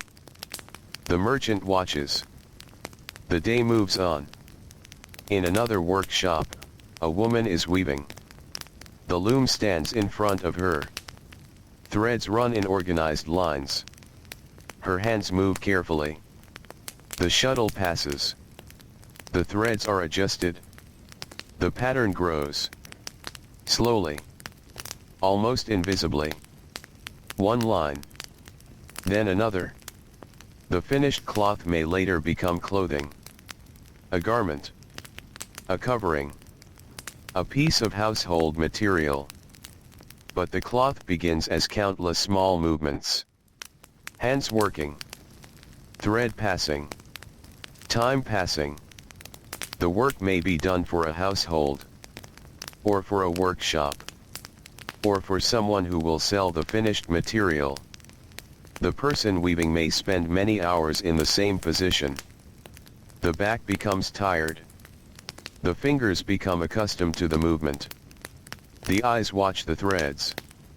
The loom makes a soft repetitive sound. It is easy to imagine how such a sound could fill a room for an entire afternoon. There is no need for conversation. Only the movement of thread. And outside, the city continues. Children move through streets. Animals pass. Merchants call. Water flows. People work. The empire goes about its ordinary business. In wealthier households, meals may be more elaborate. There may be several courses. Different kinds of bread. Vegetables. Fish. Meat. Fruit. Wine. Sweet foods. Spices. But even there, much of the preparation remains physical. Food must be cut. Ground. Boiled. Roasted. Mixed. Carried. Served. Cleaned away. A wealthy table does not eliminate the work. It simply moves some of the work onto other hands. Servants may spend hours preparing meals that the household consumes quickly. A cook works beside the fire. A servant carries vessels. Another brings water. Someone cleans the room afterward. The people who eat may barely notice the labor. But the labor is there. And in a Roman household, the line between eating and working can be very close. Food itself carries the history of labor. A loaf is a day's work. A bowl of grain is a field. An olive is a harvest. A fish is a boat. A piece of cheese is an animal. A cup of wine is a vineyard. Nothing on the table is completely separate from the earth or the hands that worked it. This is especially clear in the countryside. A farmer looks at a crop and sees the result of months of effort. The seeds were planted. The soil was prepared. The plants were tended. The weeds were removed. Rain was awaited. Heat was endured. And finally, the crop becomes food. The farmer's relationship with the land is direct. If the harvest is poor, there is less food. If the harvest is good, there is relief. The seasons therefore matter deeply. A person living in the city may not think about the weather every hour. But the food in the market depends upon it. Rain somewhere else can affect prices. A failed crop can make life harder. A good harvest can make food more available. The ordinary Roman is therefore connected to the land even when living among stone walls. The city eats what the countryside produces. The countryside needs what the city provides. There is movement between them. Carts, donkeys, ships, people, grain, oil, wine, wood, stone, cloth, tools. The roads are full of these movements. And the roads themselves require maintenance. A damaged section must be repaired. A bridge must be kept usable. Drainage must be managed. A road is never simply finished forever. Rain wears it. Wheels pass over it. Animals walk across it. People damage it. Time changes it. Someone must repair it. Again, the ordinary worker appears. The person clearing a drain. The person repairing a wall. The person carrying stones. The person sweeping a public space. The person cleaning an area that everyone uses but almost no one thinks about. These workers are easy to overlook. But their work makes the city possible. A public fountain must be maintained. A road must be passable. A market must be cleaned. A building must be repaired. Waste must be removed. Animals must be managed. Water must continue flowing. The ancient city requires constant care. And because so much of that care is repetitive, it rarely becomes a story. The person who cleans the street does not leave behind a monument. The person who repairs a drain does not have a statue. The person who carries away refuse is almost completely absent from written history. Yet without them, ordinary life would become much harder. This is why looking closely at daily life changes the way we see the ancient world. The empire was not only its famous buildings. It was the maintenance of those buildings. Not only the roads, but the people who repaired them. Not only the markets, but the people who swept them. Not only the meals, but the people who prepared them. Not only the houses, but the people who cleaned and maintained them. Every visible part of life has invisible labor beneath it. And the Roman day is filled with this labor. The sun rises higher. The heat becomes stronger. Again, the city slows. A worker pauses. The hands rest. A piece of bread is eaten. Water is drunk. Perhaps there is a little shade. For a few minutes, the person does not move. This is not laziness. It is simply the body's need. The body has been working since early morning.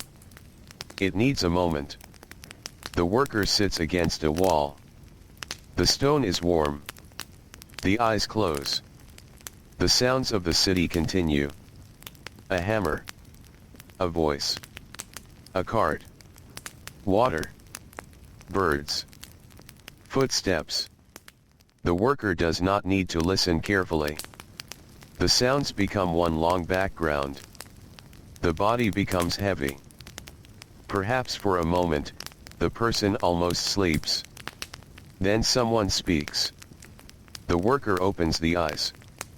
The break is over. Work begins again.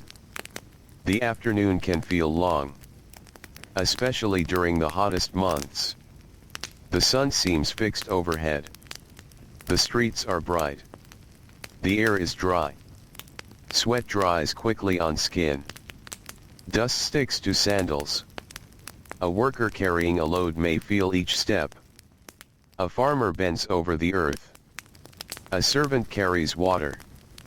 A fisherman pulls a wet net. A baker works beside a hot oven. A potter sits near the kiln. Each person experiences the heat differently. But everyone knows it. And because the day is long, people learn to move through it without spending unnecessary energy. The ancient body learns the environment. It learns when to work, when to rest, where to find shade, how much water to carry, how much food is needed, how to protect the skin, how to keep going. Yet tiredness remains.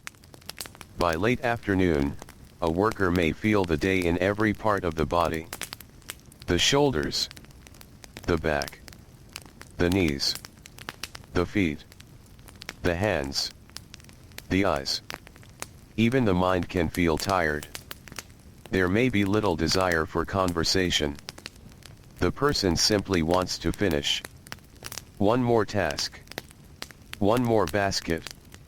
One more row. One more load. One more customer. One more hour. And then home. The thought of home can carry a person through the last part of a difficult day. A familiar door. A familiar meal. A place to sit. A place to lie down. Someone waiting. Or perhaps simply a quiet room.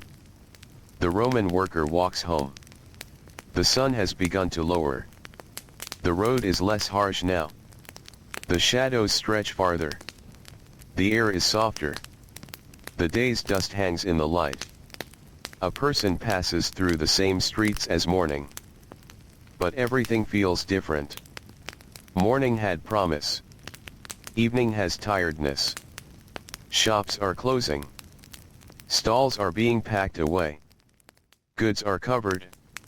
Tools are put aside. Animals are led home. A few vendors remain. People are buying the last things they need. Bread.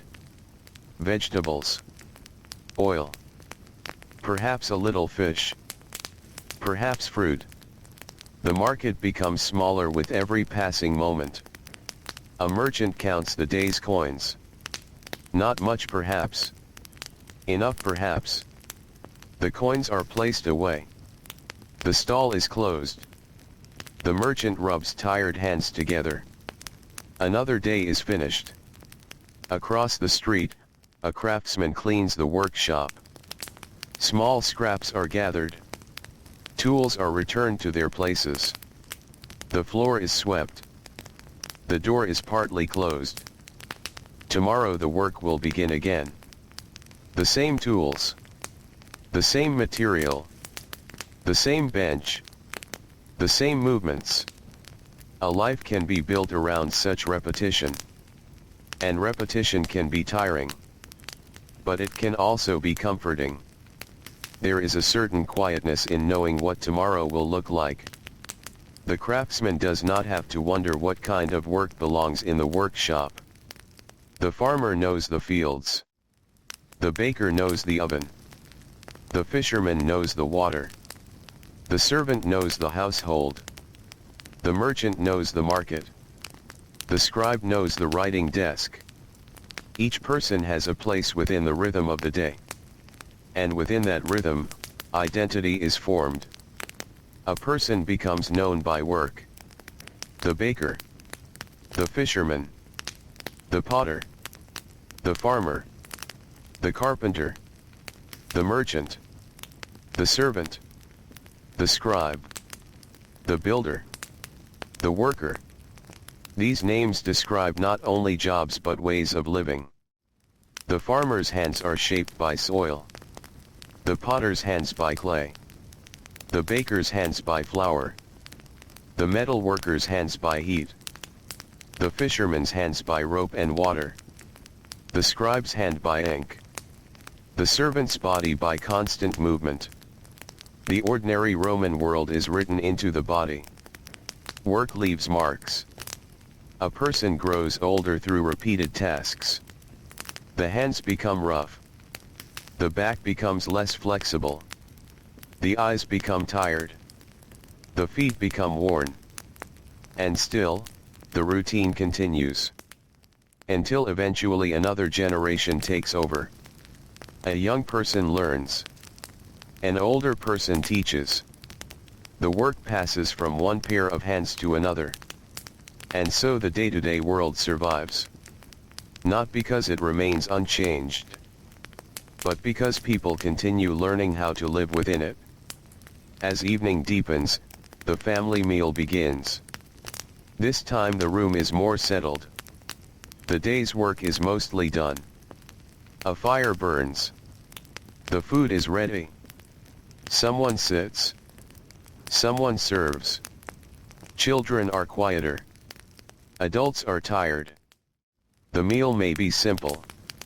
Bread, beans, vegetables, a little cheese, olives, perhaps fish, perhaps meat if the household can afford it.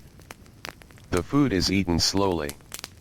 There is no need to speak about everything. Some evenings are quiet. Some evenings are full of conversation. A family may discuss work. A neighbor. A child. A problem with the roof. A customer. The weather. The harvest. The price of food. The journey someone must make tomorrow. Ordinary subjects. The kind of subjects that fill a life. A child may fall asleep before the meal is finished. Someone carries the child toward the sleeping space. The little body becomes heavy with sleep. The adults continue eating. The lamp burns. The fire settles. The evening grows darker. And once again, the Roman household becomes its own small world. The outside city feels far away. The room is warm. The food is finished. The body is tired. There is a blanket waiting. There is a place to lie down. The day is nearly over. But before sleep, there may be one more task. The household checks the fire. The lamp needs attention. The door needs closing. The water vessels are placed where they will be needed in the morning. Food is covered. Animals are checked. Clothing is folded. Nothing is dramatic. But these final acts prepare the household for tomorrow. The night does not simply begin. It is prepared. And then the lamps are reduced. The room becomes darker. The voices soften. One person lies down. Another follows. The sleeping space is shared. The blanket moves. The body settles. The day's heat remains inside the walls. Outside, the stones begin cooling. The city becomes quiet again. Yet somewhere in the darkness, another life is still awake. A woman sits beside someone who is ill. The room is dim. The sick person is restless. A small bowl of water is nearby. Perhaps a cloth is being used to cool the forehead. Someone waits. Illness changes the rhythm of a household. A person who usually works cannot work. Someone else must take over. Food may be harder to prepare. Money may be harder to earn. The ordinary tasks continue even when one person becomes weak. This is one of the quieter difficulties of ancient life. There are no easy solutions for many illnesses. People rely on experience, herbs, rest, food, water, heat or cold, prayers, care from family members, the knowledge of healers. Sometimes the body recovers. Sometimes it does not. But whatever happens, the household waits through the night. A person sits beside a sleeping or feverish family member. The lamp burns. The hours pass. The city outside remains unaware. This too is ordinary history. Not only work and meals, but waiting beside someone. Caring. Worrying quietly. Trying to help. And eventually, perhaps, the sick person sleeps. The caregiver remains awake a little longer. Then the lamp is lowered. The room becomes dark. Another night passes. In a different household, an older person sleeps beside a wall. The body has slowed after many years of work. The hands that once carried heavy things now rest more often. The world outside continues changing. But the room is familiar. The same walls. The same vessel. The same blanket. Perhaps children or grandchildren live nearby. The old person has watched generations grow. A child who once slept in the same room is now an adult. A young worker has become an older worker. A house that once felt large has become smaller as people leave. Time moves quietly. It does not announce itself. It appears in the changing body. In the repaired roof. In the faded cloth. In the worn steps. In the faces of children. The Romans, like everyone before and after them, lived inside time without being able to see it. A day feels ordinary. A year feels long. A lifetime passes. And when we look backward, the ordinary days become history. But for the person living them, they were simply Tuesday. Or market day. Or harvest season. Or the morning after rain. The next day after another. This is the quiet mystery of ordinary life. The people we remember least may have experienced the greatest number of ordinary moments. They woke. They worked. They rested. They ate. They loved. They worried. They became tired. They grew older. And they slept. Again. And again. The Roman city is becoming quiet now. The evening has deepened into night. A few lamps still shine. The road is almost empty. The fountain continues. Water falls. Water gathers. Water moves. A guard passes through the street. His footsteps are slow. A door closes. A dog moves beneath a wall. The moon rests above the roofs. Inside a small home, a child is asleep. Beside the child, an adult is sleeping too. The blanket rises and falls with breathing. The fire is almost gone. A little warmth remains in the ashes. Tomorrow someone will wake and rebuild the fire. Tomorrow the same kitchen will become warm again. Tomorrow the same street will fill with footsteps. Tomorrow the same fountain will receive jars. Tomorrow the same fields will receive workers. Tomorrow the same workshops will open. The pattern waits patiently. But tonight, for a little while, the pattern is still. The Roman world is resting. And perhaps somewhere beyond the city walls, a farmer is looking toward the dark fields before closing the door. Perhaps somewhere near the coast, a fisherman is preparing his boat for the early hours. Perhaps in a bakery, someone is already arranging grain.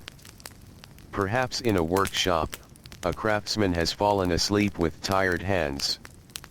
Perhaps a servant has finally finished the last task of the household. Perhaps a merchant is counting the day's earnings in a quiet room. Perhaps a scribe has washed the ink from his fingers.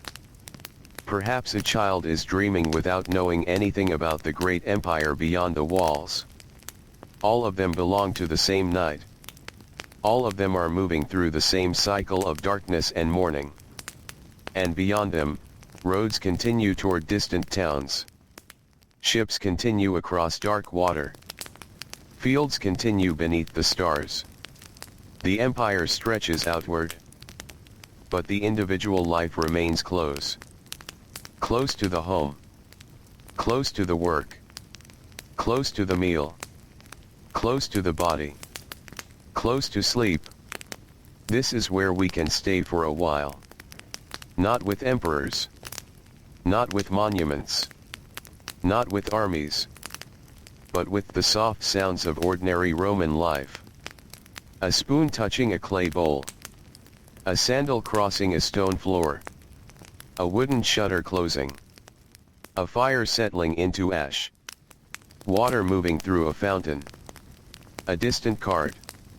A tired breath. A blanket being pulled higher. A door being secured. The quiet sounds that remain after the important events of the day have disappeared. And as the night grows deeper, even those sounds become fewer.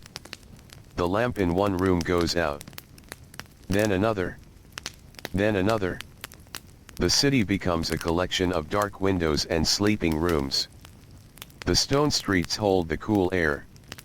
The rooftops disappear into darkness. The moon moves slowly above them. And somewhere beneath the city, in rooms that no longer exist, people once slept in exactly this way. They had worked.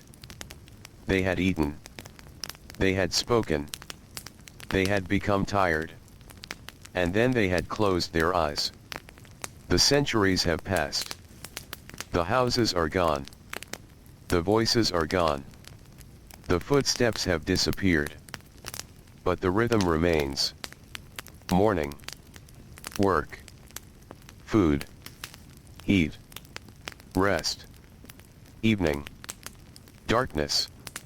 Sleep. Then morning again. A quiet circle. A human circle.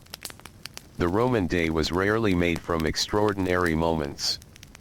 It was made from repetition.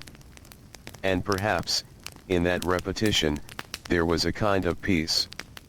Not perfect peace. Life was difficult for many. Work could be painful. Food could be uncertain. Illness could be frightening. Homes could be crowded. The heat could be exhausting. The body could become tired. But there were still moments of quiet. A cool morning before the sun became strong. A drink of water after work. Shade beneath a tree. Bread shared at the end of a long day. The familiar warmth of a household fire. The sound of someone breathing nearby. The relief of removing dusty sandals. The feeling of lying down after hours of standing. Small comforts. Ancient comforts. Simple enough to survive centuries. The night moves onward. The last lamp in the street is almost gone. The guard has passed. The fountain continues its gentle rhythm. A breeze moves through the narrow road. Dust shifts slightly. Then settles again. Inside the homes, people sleep. Tomorrow will bring the same kinds of needs. But tonight, those needs can wait. The fields can wait. The shops can wait. The tools can wait. The empty baskets can wait. The unfinished work can wait. For now, the body is allowed to rest. And in the darkness, the ordinary Roman world becomes very quiet. 1,000 small lives are resting. 1,000 different rooms. 1,000 different families. 1,000 different stories. Some wealthy. Some poor. Some comfortable. Some struggling. Some healthy. Some tired. Some young. Some old. Yet each one has entered the same night. And the night does not ask who is important. It covers the stone house and the crowded apartment. It covers the merchant's room and the worker's room. It covers the farm and the harbor. It covers the workshop and the market. It covers the road. It covers the field. It covers the river. Everything becomes quieter beneath it. And so the Roman world waits for another morning. Not dramatically. Not with a great announcement. Simply with the slow turning of the earth beneath the sky. The darkness remains for a while longer. The stars continue to shine. The river moves. The tired bodies sleep. And somewhere, far away from the quiet room where we have been resting with them, the first baker is beginning to wake again. A hand reaches toward the grain. A little fire is prepared. The ancient day is waiting just beyond the darkness. And now, slowly, the Roman day can rest. There is nothing more that needs to be carried tonight. The baskets have been put away. The tools are quiet. The shops are closed. The fields are dark beneath the sky. The last pieces of bread have been eaten. The cooking fires have become small beds of glowing ash. And one by one, the lamps inside the homes have disappeared. The streets that were filled with footsteps only hours ago are almost empty. A little wind moves through the narrow roads. It touches the walls. It moves through the courtyards. It carries the faint smell of smoke and dust. Somewhere, water continues to flow. Perhaps it is a fountain in the city. Perhaps it is a river beyond the houses. Perhaps it is the sea, moving quietly against the shore. The sound is distant, soft, unhurried. And inside the homes, ordinary Romans are sleeping. The farmer has finally stopped thinking about the field. The builder has released the day's weight from tired shoulders. The baker is resting before another early morning. The merchant has closed the door to the shop. The fisherman has returned from the water. The scribe has put away the pen. The servant has finished the last small task. The mother has settled beside her sleeping child. The old worker has found a comfortable place against the wall. The young child sleeps without knowing how many roads cross the empire beyond the room. For this one quiet moment, they are not workers. Not merchants. Not farmers. Not servants. Not craftsmen. They are simply sleeping people. And the night holds them gently. The empire is still there. Its roads stretch over hills and plains. Its ships rest beside distant harbors. Its towns lie beneath the stars. Its fields wait for morning. Its great buildings stand in darkness. But none of these things need attention now. The empire can wait. The world can wait. Morning can wait. For now, the body needs only rest. And perhaps this is what ordinary life has always been. A long sequence of mornings and evenings. A person wakes. The day begins. The hands find their work. The feet find their road. Food is prepared. Water is carried. The sun rises. The sun becomes hot. The body becomes tired. Then the sun lowers. The evening arrives. The lamps are lit. The door closes. And finally, sleep. Again. and again, and again. Across the centuries, the names of rulers disappear. Buildings rise and fall. Roads change. Cities grow quiet. New people walk over old stones. But this gentle rhythm remains. A person still needs a place to sleep. A tired body still welcomes darkness. A warm meal still feels comforting after a long day. Water still feels good after heat. A familiar doorway still feels like home. And the quiet sound of someone breathing nearby can still make a dark room feel safe. These are small things. But perhaps small things are what make a life.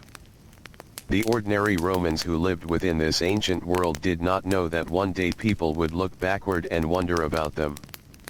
They were not trying to become history. They were simply living. Someone was worried about tomorrow's work. Someone was preparing bread. Someone was repairing a sandal. Someone was carrying water. Someone was watching a child. Someone was waiting for a boat. Someone was counting coins. Someone was cleaning a room. Someone was sitting beneath a tree, grateful for the shade. Someone was walking home at sunset. And someone was falling asleep. Their lives were ordinary to them. And because they were ordinary, they were precious in a quiet way. The ancient world was not made only of marble and monuments. It was made of hands. Hands that kneaded dough. Hands that planted seeds. Hands that carried jars. Hands that shaped clay. Hands that pulled nets. Hands that repaired roofs. Hands that washed clothing. Hands that held children. Hands that lifted tools. Hands that became tired. And eventually, hands that simply rested. Tonight, those hands are still. The city is quiet. The roads are empty. The moon has moved farther across the sky. The river continues its slow movement through the darkness. Perhaps the surface catches a little moonlight. Perhaps the water is almost black. The reeds move gently at the edge. A faint breeze crosses the river. Nothing hurries. Nothing needs to hurry. The ancient night is wide enough for silence. And beside that quiet river, the last thoughts of the day can slowly disappear. The work can be forgotten for a while. The roads can be forgotten. The market can be forgotten. The heat can be forgotten. The weight of the baskets. The noise of the workshops. The dust on the feet. The tiredness in the shoulders. All of it can settle. Like dust settling on an empty road. Like ash settling beside a dying fire. Like water becoming smooth after the wind has passed. The Roman world becomes softer. The walls fade into darkness. The rooftops fade. The roads fade. The names fade. Only the night remains. And the quiet river. And the stars. And the soft breathing of sleeping people. Perhaps, somewhere in the ancient countryside, a farmer is sleeping beneath a simple roof. Perhaps the room is warm. Perhaps the blanket is rough. Perhaps the air smells faintly of earth and smoke. Tomorrow there will be another field. Another morning. Another task. But tonight, the field can remain untouched. The tools can remain against the wall. The animal can sleep. The farmer can sleep. And beyond the farmhouse, the land stretches quietly toward the horizon. Farther away, another household is sleeping. Then another. Then another. Thousands of small rooms. Thousands of little fires. Thousands of tired bodies. All resting beneath the same ancient sky. The empire may have been vast. But sleep made the world small again. A room. A blanket. A quiet breath. A little darkness. Nothing more is needed. And perhaps, for a moment, we can leave the ancient streets behind. We can let the last lamp disappear. We can let the final footsteps fade. We can let the market become silent. We can let the workshops rest. We can let the roads become empty. We can let the old Roman city settle beneath the night. The fountain continues. The river continues. The stars continue. And the night continues. Slowly. Quietly. Patiently. There is no need to follow the morning. Not now. Morning will come by itself. The baker will rise. The farmer will open the gate. The fisherman will take the boat. The merchant will lift the shutters. The worker will tie the sandals. The cook will light the fire. The city will wake. But that belongs to another day. Tonight, everything can remain still. The old stones are cool. The air is gentle. The river moves beneath the darkness. And somewhere beside it, a small Roman home is completely quiet. The lamp has gone out. The fire has become ash. The family is sleeping. The road outside is empty. The moonlight rests softly across the doorway. Nothing moves except the night air. And slowly, the ancient world disappears into the darkness. Not as something frightening. Not as something distant. But as something quiet. Something finished for the night. Something allowed to rest. The people who live there have done enough for today. Their work is finished. Their food has been eaten. Their doors are closed. Their bodies are tired. Their eyes are heavy. And now they sleep. The river moves. The stars remain. The night grows deeper. And the last little sounds of the ancient world become softer and softer. Until there is almost nothing left. Only water. Only wind. Only darkness. Only sleep. And somewhere beneath the quiet sky, the river continues flowing beside the sleeping land. Slowly. Peacefully. Without hurry. Carrying the night forward. And with that gentle sound, the ancient Roman world can finally become still. The lamps are dark. The streets are empty. The fields are resting. The homes are quiet. The workers are asleep. The river keeps moving. And the stars remain above it all. For tonight, there is nothing more to do. Nothing more to carry. Nothing more to remember. Just rest. Just darkness. Just the soft ancient night beside the river.